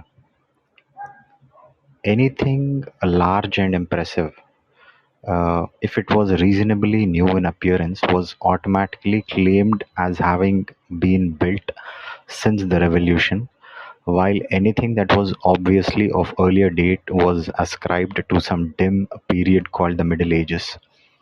The centuries of capitalism were held to have produced nothing of any value. One could not learn history from architecture any more than one could learn from books, statues, inscriptions, memorial stones, and the names of the streets. Anything that might throw light upon the past had been systematically altered. And Winston says, I never knew it had been a church, he said. There is a lot of them left, really, said the old man. Okay.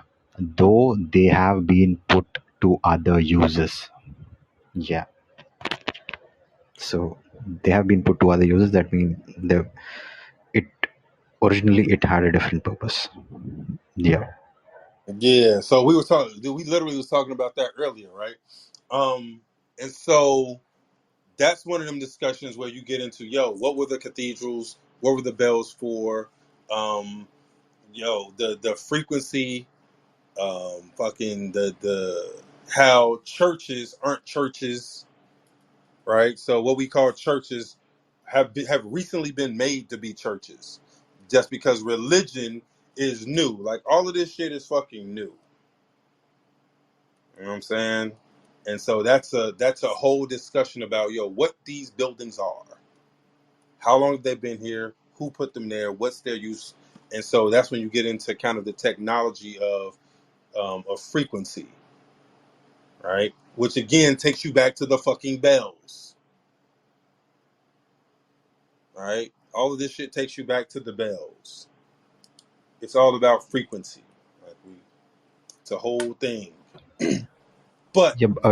Yeah. go ahead. No, no. Did you also read this line about weather modification weapons in this book? I did. Okay, got it. Yeah, yeah. You just woke up, Raj. You've been here for a minute. We 5 hours in, bro. Okay. And did you read how he picks up this dome-like paperweight thingy? And did you read about it as well? What the No, dome? no. Talk about the paperweight. Okay, okay. One second.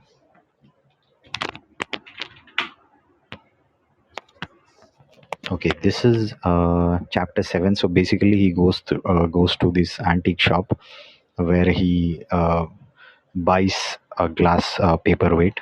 I don't know. That's what attracts him. And if it's an antique shop, there might be at least hundreds of objects. And I don't know why did he specifically pick this one particular object. And this is chapter 7, page number 202. Okay. Yeah, I'll just read out this paragraph. Winston had woken up with his eyes full of tears. Julia rolled sleepily against him, murmuring something that might have been, "What's the matter?" "I dreamt," he began and stopped short. It was too complex to be put into words. There was the dream itself, and there was a memory connected with it that had swum into his mind in the few seconds after waking. Okay? Yeah. He lay back with his eyes shut, still sodden in the atmosphere of the dream. It was a okay. This is where it gets really interesting.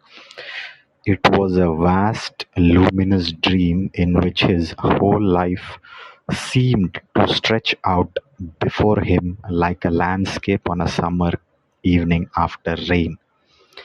It had all occurred inside the glass paperweight, but the surface of the glass was the dome of the sky, and inside the dome everything was flooded with clear soft light in which one could see into interminable distances. That's it. So you think they talking about the Earth with the close stars? Yes, exactly. Yeah, yeah. I can see that. I can see it. Not bad. Uh, like I said, he was talking about the close stars and the sun going around the Earth and all of that shit in the book as well. Like he was dropping jewels in this piece, right? He was dropping jewels. You just got to have the eye. Yes. So that's the part that's pretty interesting.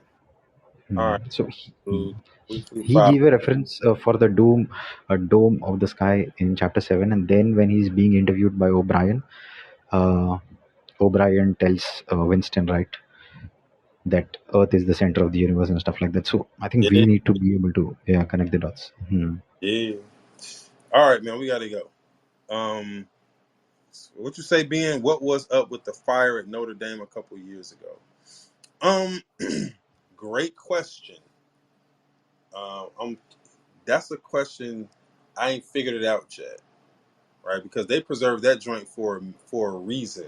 I don't know what they got rid of. I want to know what they got rid of. You want to hear some interesting, Ben? if you look at Notre Dame from the sky.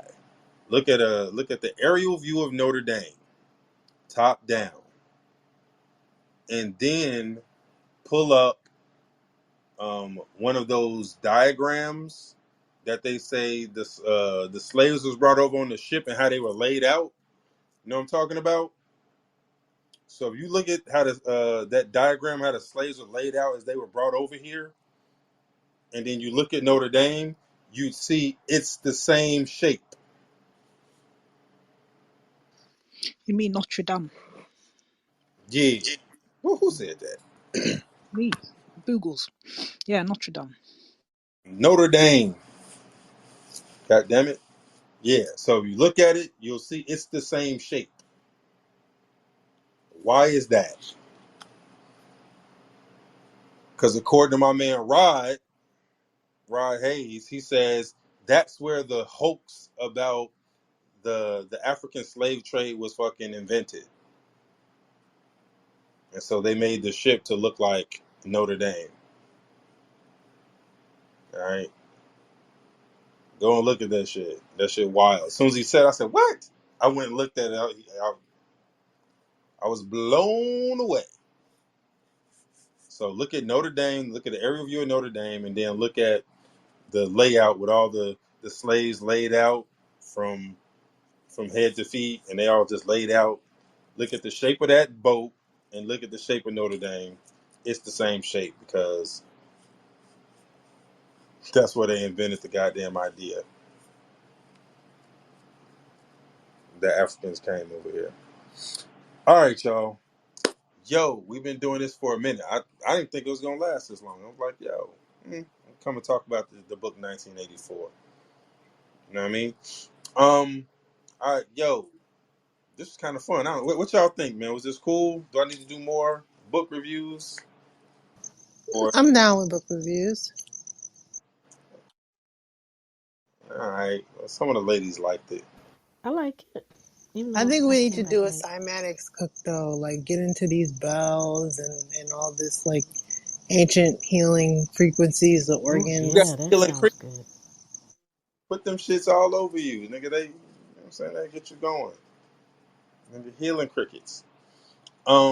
Hey, yo, if y'all really want to see some shit, uh, do there's I got a video where like these crying babies, these motherfuckers take like a bell or like a bowl and babies stop crying. Like, dude, frequencies is a motherfucker. I swear to God. Anyway, Singing bowls are real, man. I know. All right, we're gonna see y'all on Friday.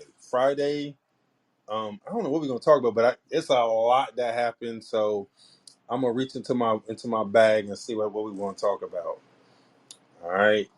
And so Raj is saying in the chat, he's like, I have some interesting documents which are going to blow your minds.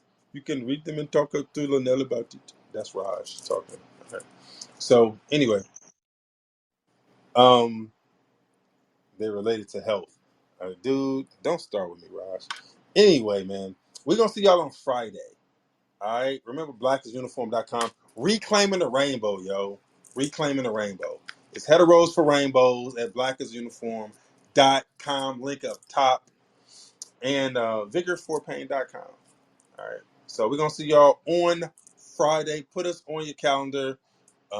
Like I said, whatever it is, it's gonna be lit. So it's the first week back. I mean, it's just we here to the end of the year before we take our last break at the end of the year, and then it's over with. All right. Appreciate y'all hanging out with us, man. I hope y'all got something from it. I hope y'all got something from it. Like I said, we talked about 1984 a lot. Hopefully, you guys, yeah, y'all got something from it. It's all good, Amber Nicole. Come back on Friday, man. It's late. All right, put us on your schedule. Conspiracy University every Wednesday. What you want, Mel? What you gonna say? I was gonna say this wasn't a sad topic, but are we getting our positive note tonight? Oh, you know what? Let me see what I got. Hold on, Mel. You know what? Leave on a positive note. I am the positive note, man. What the hell's going on with you? Let me see. All right, let me see.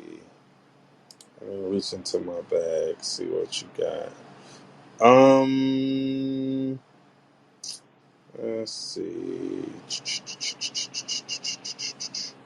See what I got. Okay. Here, hold on. Let's see. Let's see what I can pull.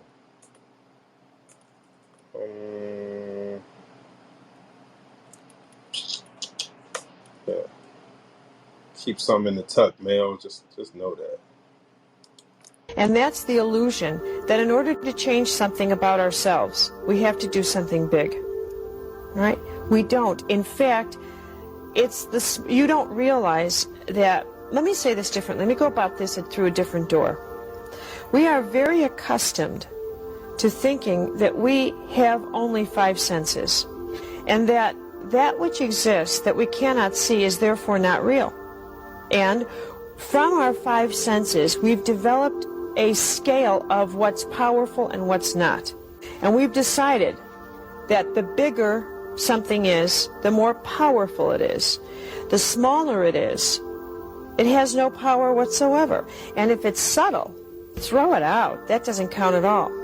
So when you say to somebody, oh yeah, well the most powerful thing you can do is something small that you can hardly see. And you know why? It doesn't scare you. What's the significance of that? You won't sabotage the change. You'll let it happen. I remember this incredible story of this man who was ridiculously wealthy, one of those gargantuan multimillionaires. Now his 40th birthday comes around. And he thought to himself, what could he give himself for his 40th birthday? There was essentially nothing he needed, but he looked at himself in the mirror and he realized that he'd fallen apart at the seams. While he had acquired everything he needed, he hadn't cared for himself. So for a 40th birthday present, he decided to take up jogging. And his first experience with jogging, he could barely go 3 blocks because he was so ridiculously out of shape, and he smoked. So by 8 p.m. that night, he gave up smoking. But he figured, rather, that if he was going to keep his promise to himself, that he was going to jog, he had to quit smoking. All right, now, this all started from this very tiny choice, allegedly tiny choice, of running. Well, the next thing you know, he begins to get in shape. And as he got more and more in shape, he became more and more conscious of, guess what? His nutrition. So the next thing you know, he's becoming a health fanatic. And by the time he finished this transition, which began with just, I think I'm going to start running, he'd become a health entrepreneur and leader in the holistic health field. If someone had said to him, you know what you're going to do? You're going to leave behind this incredible corporate powerhouse you have, and why don't you just jump right into that job as a health entrepreneur and sponsoring all of these health programs? He would have laughed at you, but because it came in so softly, he never saw the huge world that was attached to this. The size, I emphasize again and again, the illusion is that what you need to do has to be big. Your biggest obstacle to change is believing that. You do something small, it is the symbolic act of changing that has the power. It's the willingness to make the change. I saw this one reporter interview an entertainer recently who had become very successful, and he said to this entertainer, how long did it take you to become an overnight success? He said 20 years. And that is your moment of positivity. We out. Vigor Sport is love and light in a bottle, a CBD infused salve that rids the body of pain, arthritis, carpal tunnel, and muscle aches. There's no job too great for Vigor Sport. Headaches, muscle spasms, and menstrual cramps are a thing of the past. Vigor Sport is the Swiss Army knife of your medicine cabinet. Order your jar today at vigorforpain.com.